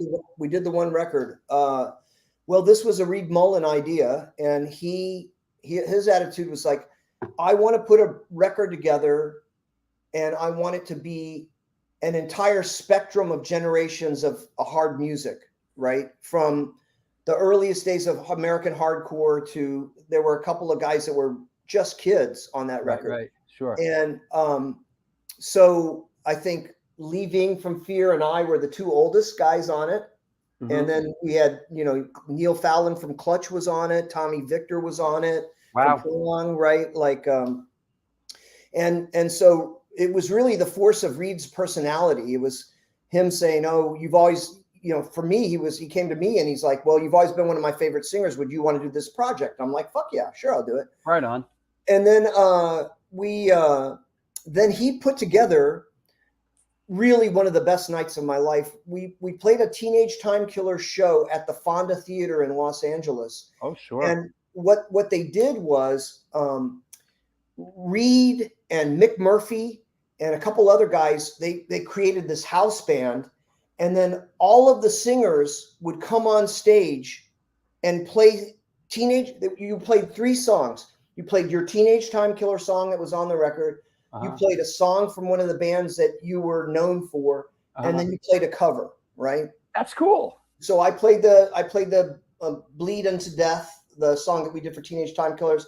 I think we played What We Want Is Free, the Articles of Faith song. And then Mick and I played TVI by the Stooges, man. Nice. And that fucking ripped. It was great. It was great. So the Teenage Time Killers thing was really, and that night was so much fun. The vibe in the room was just transcendent. You know, I met people I had never met before that have become good friends of mine, like Neil. Nice. Just like, it was really an astonishing event. Then and it just went on and on into the night. The next day, we're like walking around Hollywood Boulevard, and we run across Donald Trump's star in the sidewalk. Donald Trump has a star on the Hollywood. Yeah, walk and Reed drops his pants and pisses all over it. Right away, man. Yeah. Fucking Reed, man. Reed was an amazing guy, and there was a lot of discussion about keeping that concept going and doing another record, but you know, Reed couldn't shake the alcohol. So it was terrible. Chano asks, was a title taken from the Rudimentary Peni song, Teenage Time Killer? Is that where that came from? Yeah, I think so. Yeah. Yeah. Rick Brust asks, how is it playing with members of Rise Against, Alkaline Trio, and Dead Ending? 2 of my faves from Chicago. Well, it's been fucking great. I mean, we haven't played that many shows live, but every time we do play, it's just magical. You know, I have to say Derek Grant is probably one of the greatest drummers I've ever played with. I remember when we did the very first show, we were doing sound check, and Derek just gets up there and he's just like, just demolishing the drums. Mm-hmm. And I was like, oh my God, this guy is so good. This guy is so good. You know, And you know, that's really Dead Endings, but Dead Ending is really Jeff Dean, man. That's his concept. Right. He's the guy. He's the gravitational force that makes that work. Sure. We did this great pandemic single on Alternative Tentacles, and it was really a great single. And then we did a cover of Complete Control by The Clash, and I reinvented the lyrics for the pandemic. You know, it was really fun. I love Dead Ending. It's a great band. It's also a band where everything's so fucking intuitive. You know, everybody in that band writes songs. So when we put a record together, it's just, here's my song, here's my song, here's my song, and we just throw it together and we're done. That's nice to have that every now and then, right? A little bit different. Is this, identify this band? Is this RS? No, that's Dead Ending. So that's Eric in the back there, and that's Jeff Dean playing guitar. Yeah. Okay, good. Yeah. So this is an actual Dead Ending shot. Cool. Yeah. Good. There you go. You know, one thing that I came back to, and I gotta say, fucking love it, man, is the Primary album that you did. Really, really enjoyed it, man. The solo album. Really fucking loved it, man. Could you give us any take on it?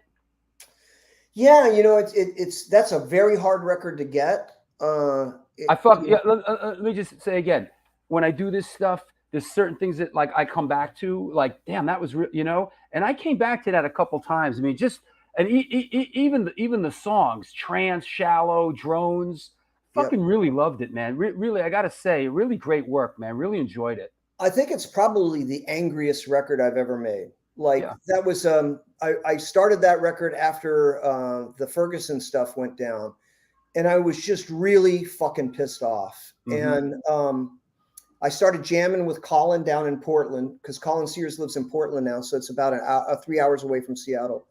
So we started jamming together.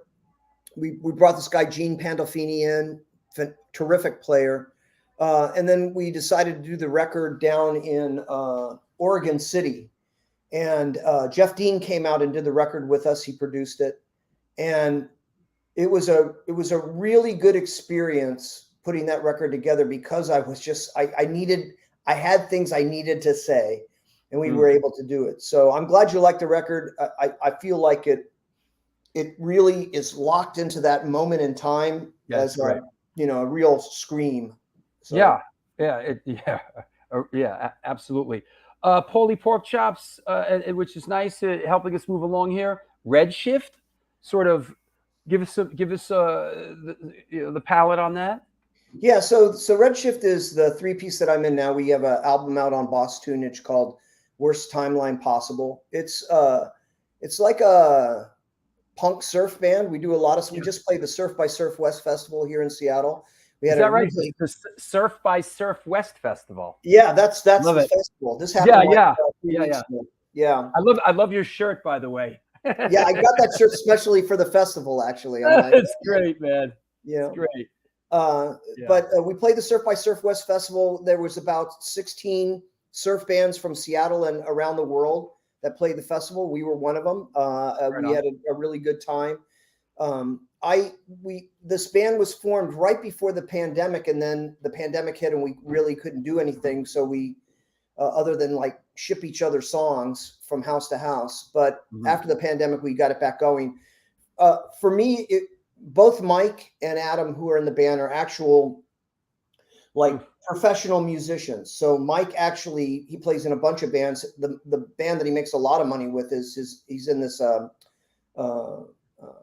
Brazilian dance band that Falada, who's just done a record and has quite an audience and stuff. And so both Mike and Adam are very good players. Mike is a music teacher. Adam teaches music in the Shoreline School District. So these guys, when we practice it, and they'll be like, "Yeah, go to the diminished third on the head there," and I'm like, "What the fuck are you talking about?" Yeah. I have no clue, right? Right. But then I have to keep up with these guys, man, and that's part of the appeal of playing in a band with guys who have that level of skill.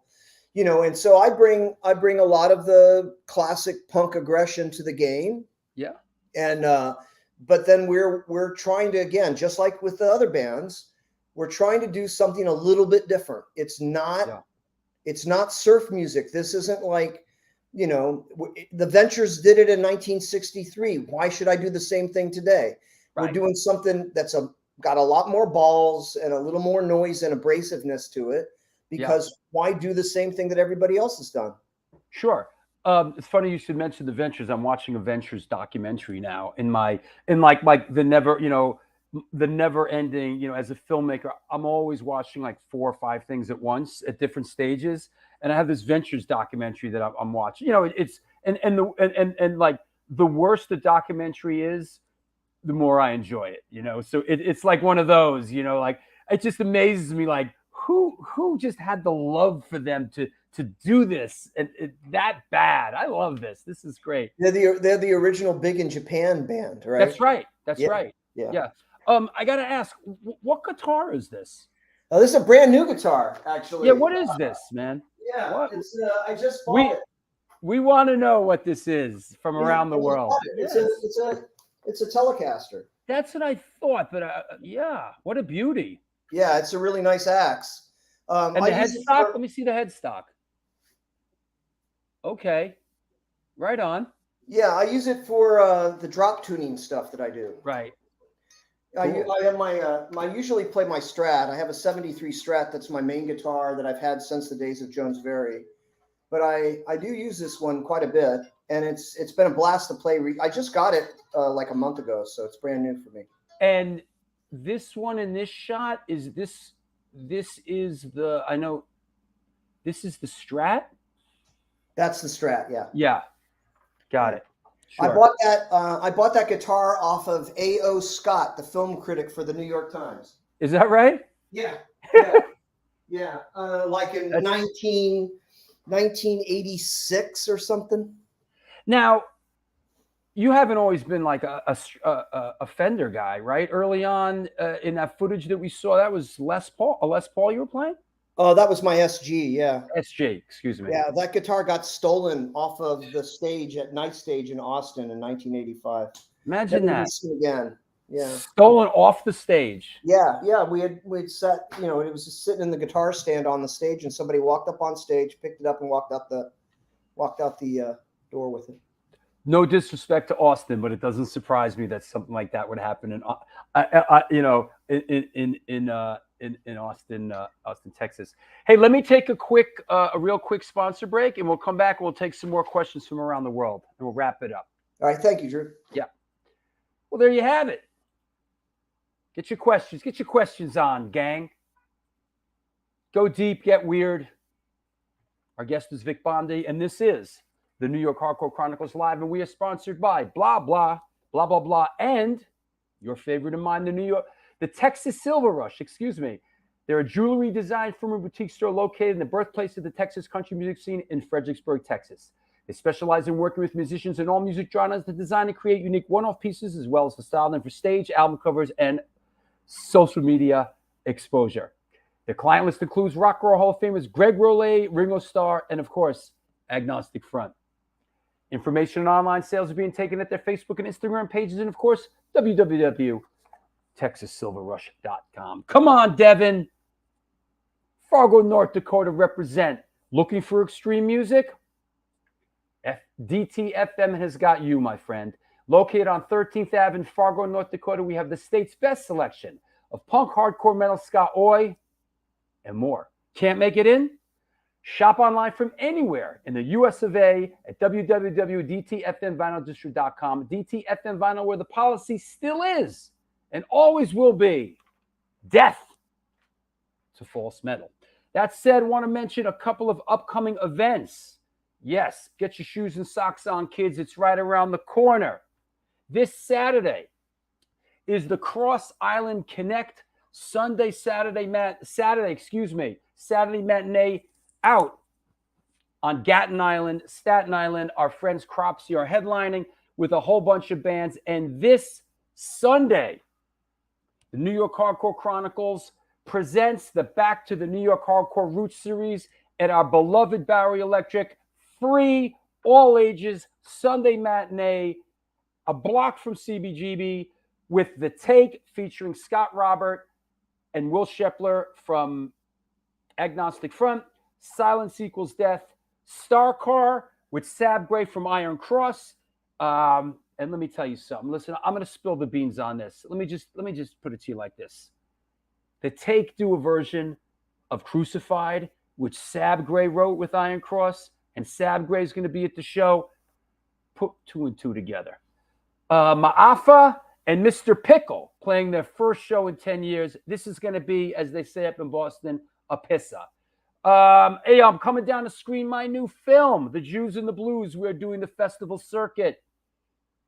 Still at it. The Jews and the Blues is like been doing film festivals for like a year now. I'm down in South Carolina in Greenville at the Jewish Film Festival. Come on down. I'll be with my significant other, Rochelle. If you're in that area, please reach out to me. I'd love to see you. School Drugs is playing the Bowery Electric September 3rd with non-residents, Fire is Murder, Cartel, and Dragons at noon. And of course, we have the Dick Dynamite screening on Thursday, September 7th. Tickets are on sale now. I am moderating the Q&A at the Nighthawk Cinema with special guests Vinny Stigma. Come on now. Robbie Steve Davidson, the director, and actor Dick Valentine. So those tickets are on sale now. I see that a couple have sold. Hey, listen, if you didn't get tickets to this, it's a done deal. Incendiary Device, it's going to jump off tonight. We're playing with H2O in the Bridge 9 warehouse. This show sold out in a half hour. I hope you got tickets. Saturday, September 30th, we're playing with Alan Robert from Life of Agony's side band, Spoiler NYC, in Jersey, with The Take, Ice Cold Killers, and Frequency Overload. That is ID. So get up, get out, make shit happen. I mentioned everything else. Listen, once again, hey, join Patreon, get the book for free, support the show. There's a PayPal address there. Do a super chat. There's a super chat function. Subscribe to the show right there. There's a button if you're watching in rerun. Also on Instagram. Follow us on Instagram at Stone Films NYC. That said, please post your questions. Go big, get weird, all that. Let's clear the deck. Let's bring our guests back on. Let me clear the way here. Yeah. Coming at us from Seattle, Vic Bondi. What's up? Yeah. You ever been to Bruce Lee's grave in Seattle? I've never been to Bruce Lee's grave or Jimi Hendrix Memorial. Yeah. I don't know. I should. I've lived here a long time, but yeah, the Jimi Hendrix thing was kind of cool. They sort of redid it. It's they did a nice job with it. Let's see. Well, this is a little. LaRoche says, as a military brat, I appreciate all the moving around I did as a kid. Now that I'm older, how about you, Vic? Yeah, I don't know that I appreciated the moving around. The thing about being a military brat is, especially if you have a father like mine who was, my dad ultimately retired as a captain, and he was a pretty determined character. But the weird thing about being a military brat is you have these strong authority figures, your father, but you move every 2 years, whether he wants to or not. So what happens is you sort of innately get in your head the skepticism of authority. Yeah, he seems like the boss, but he's not really the boss. Somebody else is calling the shots. Somebody's bossing him around. Right. Yeah. So, and I know a lot of other people who are military brats, and they have the same kind of skepticism about authority, which is a consequence of that dynamic. You really just get very skeptical. Yeah. Interesting. He was Navy. Yeah, Navy. Yeah. Jim Morrison from The Doors. His father was Navy as well. Yeah, that's right. Yeah.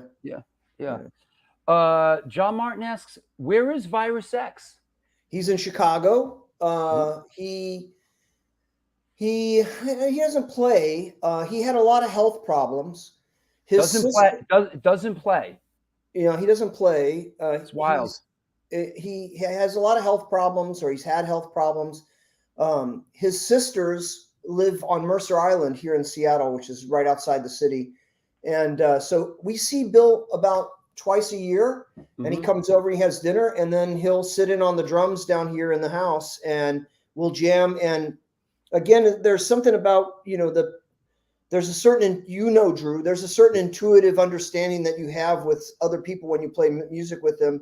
Sure. And whenever Virus X, Bill, and I jam around, it's just so natural. It feels just, he knows where I'm going to go next. Every time I pull a move on the guitar, he's like, yeah, well, I'll do this now. So it's really great. Do you feel that someone like him, is it sort of, I don't know, I don't want to say, is it disappointing, but I have a couple people like this in my life. They're so gifted. They're so incredibly gifted as musicians, and yet they don't play anymore. And it's just and I think from my perspective is I'm not really I'm not that gifted a musician. And the things that I got, I really work. It's really my work ethic that brought them to me. Just fucking work ethic. I'm not a gifted singer. I'm not but I just worked hard at it. And so when I see somebody that is so naturally gifted and yet doesn't participate anymore, it's just sort of mind-boggling to me. You know, and Dorian is the only guy from Articles of Faith that kept playing music, which is too bad, because all of them were very capable. And Virus probably the most capable. I mean, right. You know, if you listen to that first generation American hardcore group, he's right there with Earl Hudson and DJ Pellegro. I mean, as an absolutely unbelievable drummer. Just the skill of the man is mind-boggling. Yeah. Another one I got to throw in the mix is Chuck Biscuits, that was in DOA. Yeah. He smoked, man. He was great. I used to just watch him and go, fuck. But another great example of a great drummer, but if he's in the wrong band, he's in the wrong band, right? Like, I mean, he was perfect for the Circle Jerks, but like Black Flag, he was not the right drummer for that band. I saw him in Social Distortion, and I thought that was and then he was in Danzig, you know? Yeah. So, you know, interesting question from Pat Boland. When you entered academia, did you imagine that you returned to music? Not many people have managed to excel in both of those worlds. Well, I don't know if I excelled, but I had to get back to music, man. I had to get back to music. There was no other way for me. Yeah. It just it was one of those things I had to do. Looks like Drew disappeared. Something weird is going on. You don't see me? Oh, you're back. What happened? I don't know. I didn't go anywhere. Okay. All right. So I feel like I have to play music. I have to. And, you know, it's in my blood. You know, I've had two periods in my life where I didn't. One was right when I went to grad school. I really didn't play for a couple of years. And another was when I first moved out here to Seattle. I didn't play. I did that Morello project, but I didn't play anything else. So, you know. I want to ask you about the Morello project. Could you tell us a little bit about it? The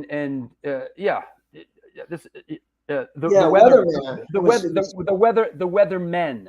Yeah. It was so I met Tom on the US Alloy tour, and he was a big AOF fan and Alloy fan. And then he right before I moved to Seattle, he started pinging me and saying, "Hey, I've got some songs. Do you want to like put some lyrics on them and work them?" And I'm like, "Well, sure, man, send them along." So he sent the songs over.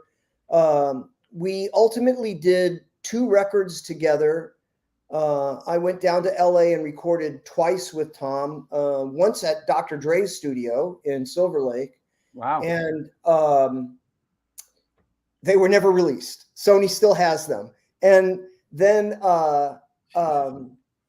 Tom used a lot of those songs for Audio Slave. So we wrote a song together called Enola Gay. Now, when I say we wrote them together, Tom wrote all the music and Yeah. I would put the lyrics on top of them. Sure. So he had the same approach with Cornell. And I see. so Cochise, that song by Audio Slave, is the Yes. same song as Enola Gay by Weatherman. Wow. Yeah. Interesting. Well, let me answer this a little bit. At first, did you and Jay Robbins record together? Yes, of course. This was Report Suspicious Activity, and there was another question regarding that. I'm just trying to, but yeah, could you give us a little bit on that? I've known Jay a long time. I was good friends with John Stab from Government Issue, and I had met Jay in the process. Here it is. Yeah. And Jay had come through town, Seattle, with Burning Airlines, I think in 2000. And then he had the misfortune of being in a band called Burning Airlines after 9/11. So that was kind of the end of that. Yeah. And but we'd always enjoyed each other's companies, and we had a very similar way of thinking about music. So when George W. Bush was appointed by the Supreme Court in 2000, I started getting pissed off again. I'm like, I'm going to make some music again. So I sent a bunch of songs over to Jay because I was going to do a solo record. And then he's like, well, you mind if I play on these? I'm like, dude, I want you to play on them. And awesome. Then he's like, well, I've got a really great drummer, Darren Zentek. And I'm like, great, sign him up. So we did the first Reports of Suspicious Activity record really as kind of a solo record, but then we decided that the contributions that Jay and Darren had made to the record really made it a band record, not a solo record. And then the next couple of records that we did together, they really were group efforts, and they were collaborative effort. They were group efforts. Yeah. We all wrote the songs together. We added Eric Deno from Kerosene 454 on second guitar and vocals, and actually Eric sings a lot of songs that I wrote because I just love his voice, and he's got this kind of snotty, snarly way of expressing himself.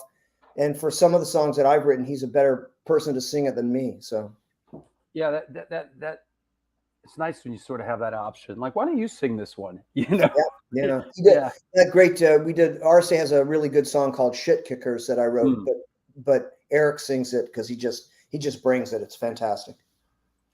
Absolutely. Hold on. Let's see this other one.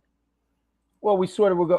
What was the first live show you went to? Like the first music as a young person that you sort of saw live. Do you remember?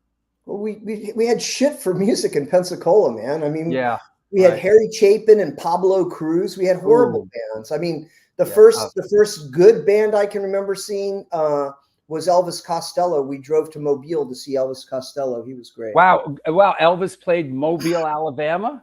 Yeah, he did. It was right before Armed Forces came out, and he was great. He was really great.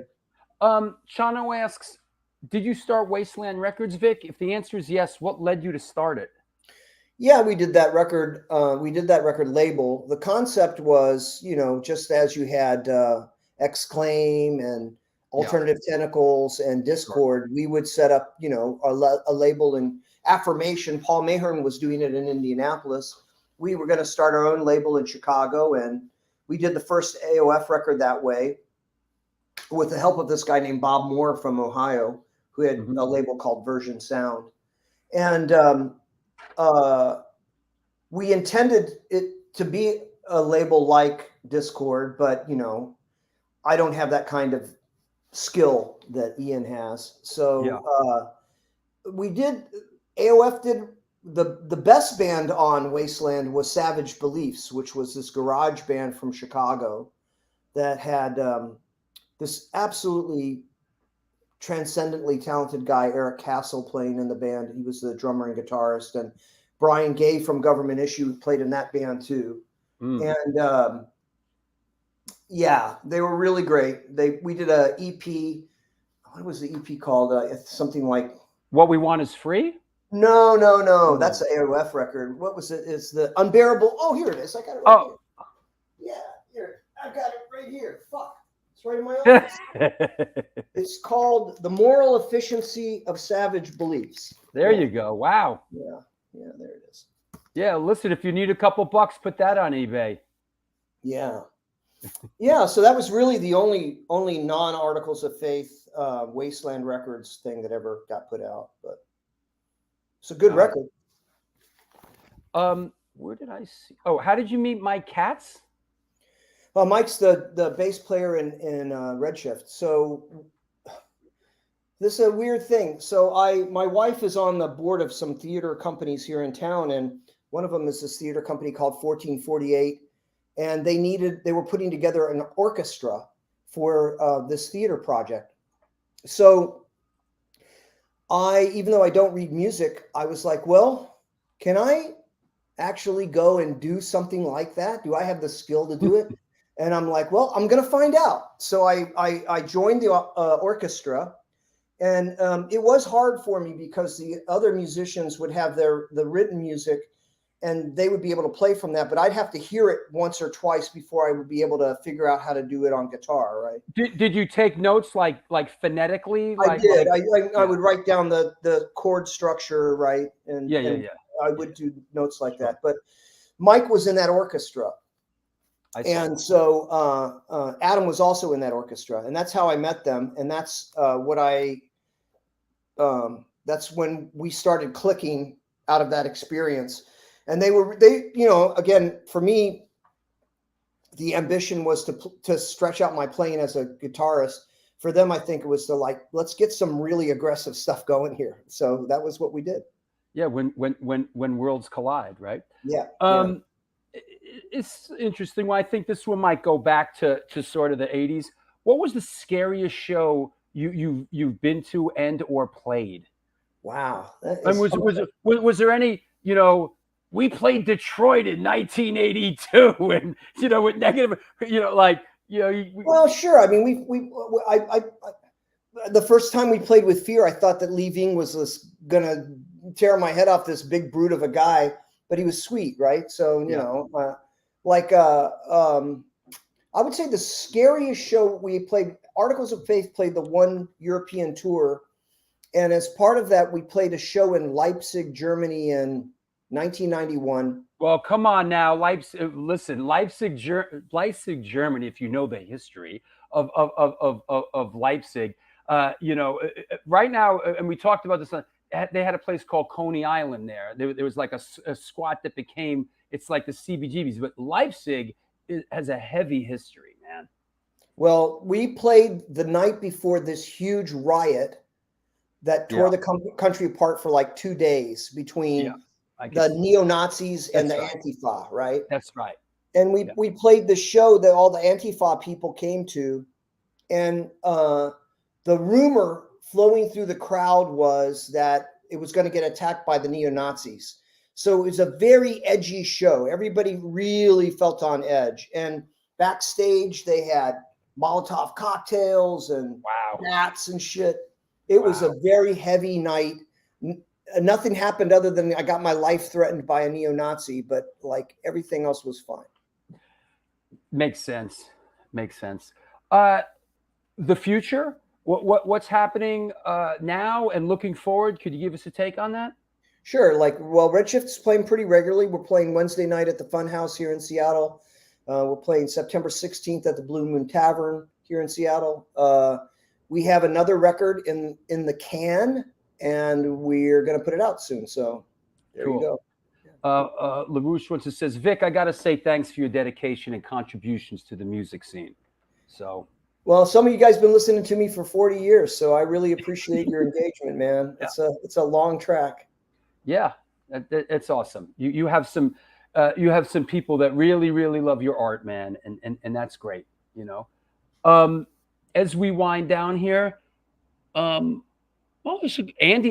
Tension. All right, that's a new name in the chat room. The Chicago area had some great metal bands also: Master, Deathstrike, Abomination, Trouble, Devastation, Zoetrope, Syndrome. Were the scenes divided, or did they cooperate in any way? No, they weren't divided. We had friends. We were friends with Trouble and Zoetrope. So yeah, no, they weren't divided. Yeah, I guess, in a lot of ways, I think that, I mean, this is sort of a personal question. Like, was it tough sort of being, I mean, in Chicago in those early years, scene wise? I mean, the scene wasn't huge and not a lot going on. Do you feel like, did it hinder Articles of Faith at all? Did you feel at any point? I think it hindered everybody, right? Like, I Mm. mean, you had a lot of bands in that town that were pretty good, but there wasn't enough throw weight in Chicago to get you guys very far, right? Like, so were never able to. Again, I'm not sure it was a fault of the city. Yeah. Again, we lacked the conviction and the necessary drive to do what we needed to do. But yeah, Makes sense. Well, that said, hey, I want to thank you for coming on the show. I really enjoyed chopping it up with you. Anybody you want to thank or shout out or anything like that? Well, I want to thank you, Drew. I mean, and thanks to Jamie for recommending that I come on. Yeah. By the way, everybody, just so you know, our friend Jamie, big friend and supporter Jamie Sharap from SSD Control, is the one who reached out to me and said, "Hey, would you want Vic Bondi on this show?" And I was like, "Yeah, fuck yeah, you know him?" He's like, "Yeah, I'll connect you." So thanks to Jamie from SSD. It was great to see Al on your chat too, man. Yeah. I best wishes to Al. He's gone through some rough shit, so I'm glad to see he's on the mend. Yep, absolutely. Anybody else? Anybody else? No, that's it. That's it. Thank Okay, you guys. Thank you. Well, Appreciate it. thank you for everything, Vic. Let's stay in touch. All right, y'all take care. Thanks a lot. Take care. Bye-bye. Well, there you have it. Another one in the can. It's the New York Hardcore Chronicles Live. Our guest today, coming at us from Seattle, Washington, Mr. Vic Bondi. Thank you for all that tuned in. Paulie, Chano, Jonas, Al, everybody. Really good show. Thanks for sticking in there. Good questions. It's a good show. Good stuff. Teamwork. There is no I in team. All right. Thanks a lot, everybody. This Sunday, this Wednesday, Evo is on the show. This guy's a character, This guy is a freaking character. Hey, of course, thanks for always making us part of the show. You guys are the biggest part of the show. Don't get it messed up. You guys are the biggest part of the show. Shouting out Nerd Cage Live again. Thank you for having me on the other day. Let's talk soon. Robert in Scotland, thank you, man. Thank you. Drew, please get Penelope Spheris on. Of course. Listen, we're going to make our way to everybody on this planet. It just might take a little time, I've been missed. What do you mean it's been too long? What it's been 3 days? What are you talking about? Yeah, we had Andrew from Strife on the show. Shano again with his super chat. Thank you, man. You see how this is done? Thank you for making a contribution to the show. If you can ask, any question when you do a super chat. Do you have listen, do you Shano, do you have a question? It could be for me personally. You can ask me anything. So that said, what do you mean it's been too long? I just did a fucking show the other day. What are you talking about? And I got another one Wednesday. Stop torturing me. There was a show Wednesday. Yeah, it wasn't when. Didn't I just do? Yeah, we just did a show Wednesday. Did we do Josh Jerk from School Drugs on Wednesday? What are you talking about? There was a show. So that said, so Evo's coming up. This dude's a character. So this is going to be interesting. So get ready for that. This is this Wednesday because this Sunday is the Take down at the Bowery Electric. It's a free all ages Sunday matinee on the Bowery. Sab Gray from Iron Cross is going to do Crucified with the Take. You know, could you tell us about the book behind you, Drew? Yeah, sure. This is a book.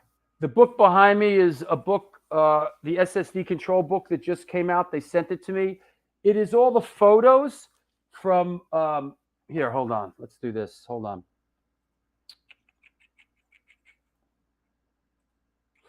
It's all the photos from, look, there's Al and Ian. These are photos from Phil and Flash. And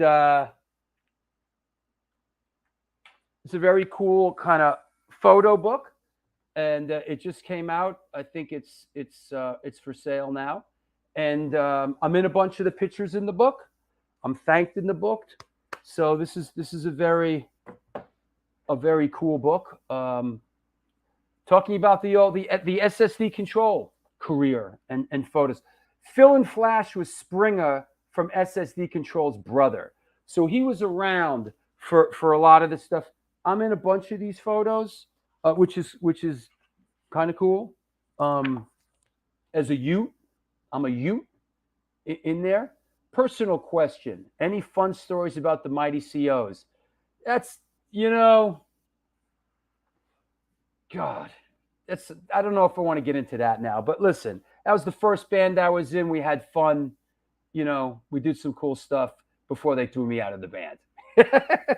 So there you go. You know what was fun? You know what was fun with those guys? It was just fun being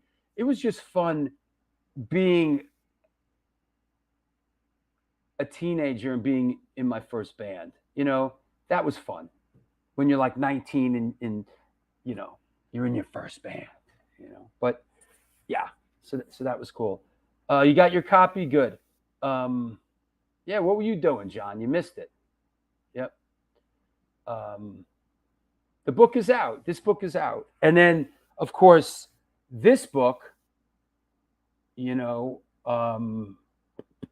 this book is here. Hold on. I'll get a page of it also. Hold on.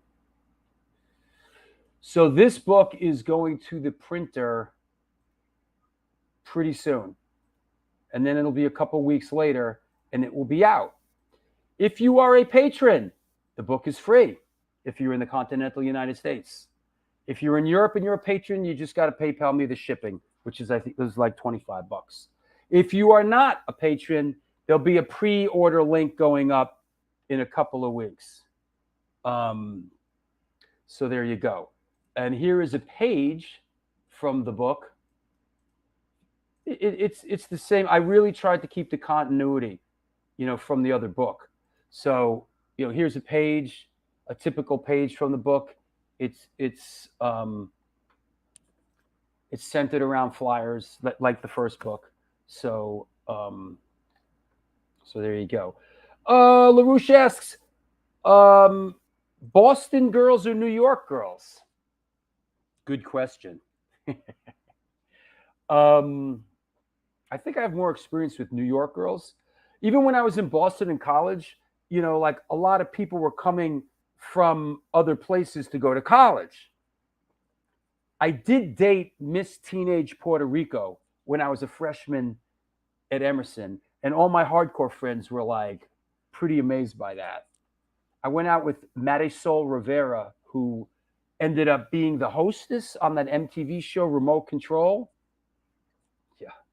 So that was in Boston, but she was from Puerto Rico.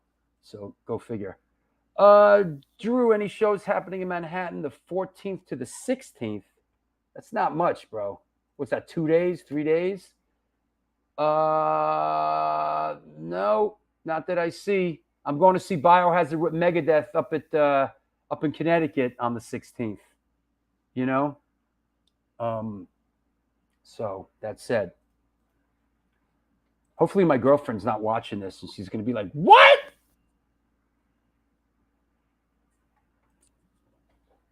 Not that much of a stud. Had a good listen. I went to college at Emerson. It was fucking arts and fucking.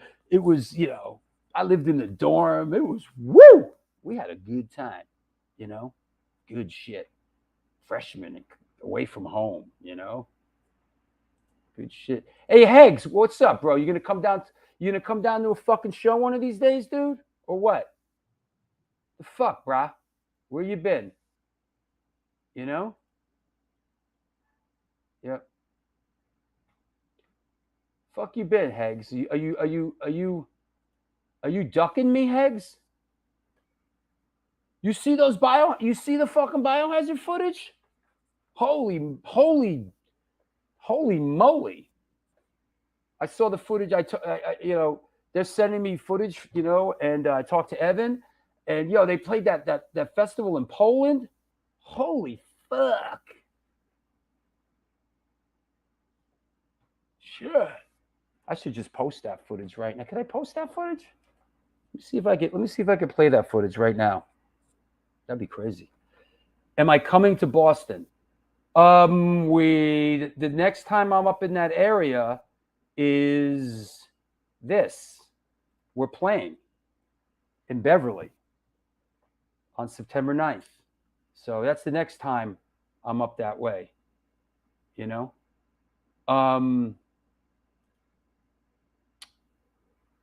Can I play this? Let's see.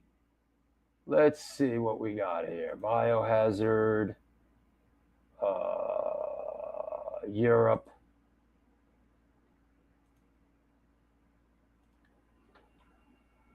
This There you is go. time for peace out and hold my own. You wanna go? Let's shake the dance. Everybody fucking move now.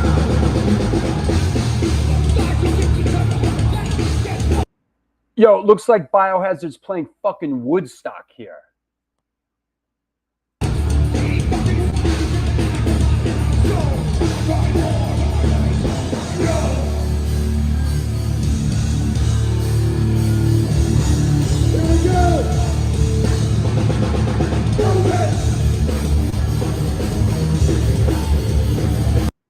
Woo! And then the other one, where they do the Download Fest. Yeah, crazy. Oh, was that what they just did? Did they just do Bloodstock? Is that what they did? They sent me that footage too. Listen, that's what I'm doing right now. In between all this other shit that's going on in my life, I'm sitting here staring at the screen, fucking going through the Biohazard footage. You know? Is that what's right, Hegs? Mad complications from passing kidney stones. All right, bro, you get a pass. But everyone asks, like, where are you? It's not the same without you, bro. You know? Come on, Hegs. Get better soon and come down. We miss you. We miss you. All right? Everybody good? Yeah. Yeah, that hurts, man. I haven't had kidney stones, but I've had other issues. You know? I've had other issues. That said, it was nice spending time with you. Thank you so much. And I appreciate you supporting the show, and I appreciate you supporting me as an artist. You light up my life. You absolutely do. Until then, until Wednesday, do good things. For Christ's sake. Look what they did to my boy Sonny. When's my wedding? Hold on, man. I'm getting enough pressure from I don't need pressure from you guys to get married again, please. Thank you, Daniel. I appreciate it. Thank you, Jose. It's a good show. We do good shows. We do good shows together. I couldn't do without you. You know? That said, once again, peace out. Once again, peace out. You get married. I'm like, I love my girlfriend. I do. Do good things and good things will come to you.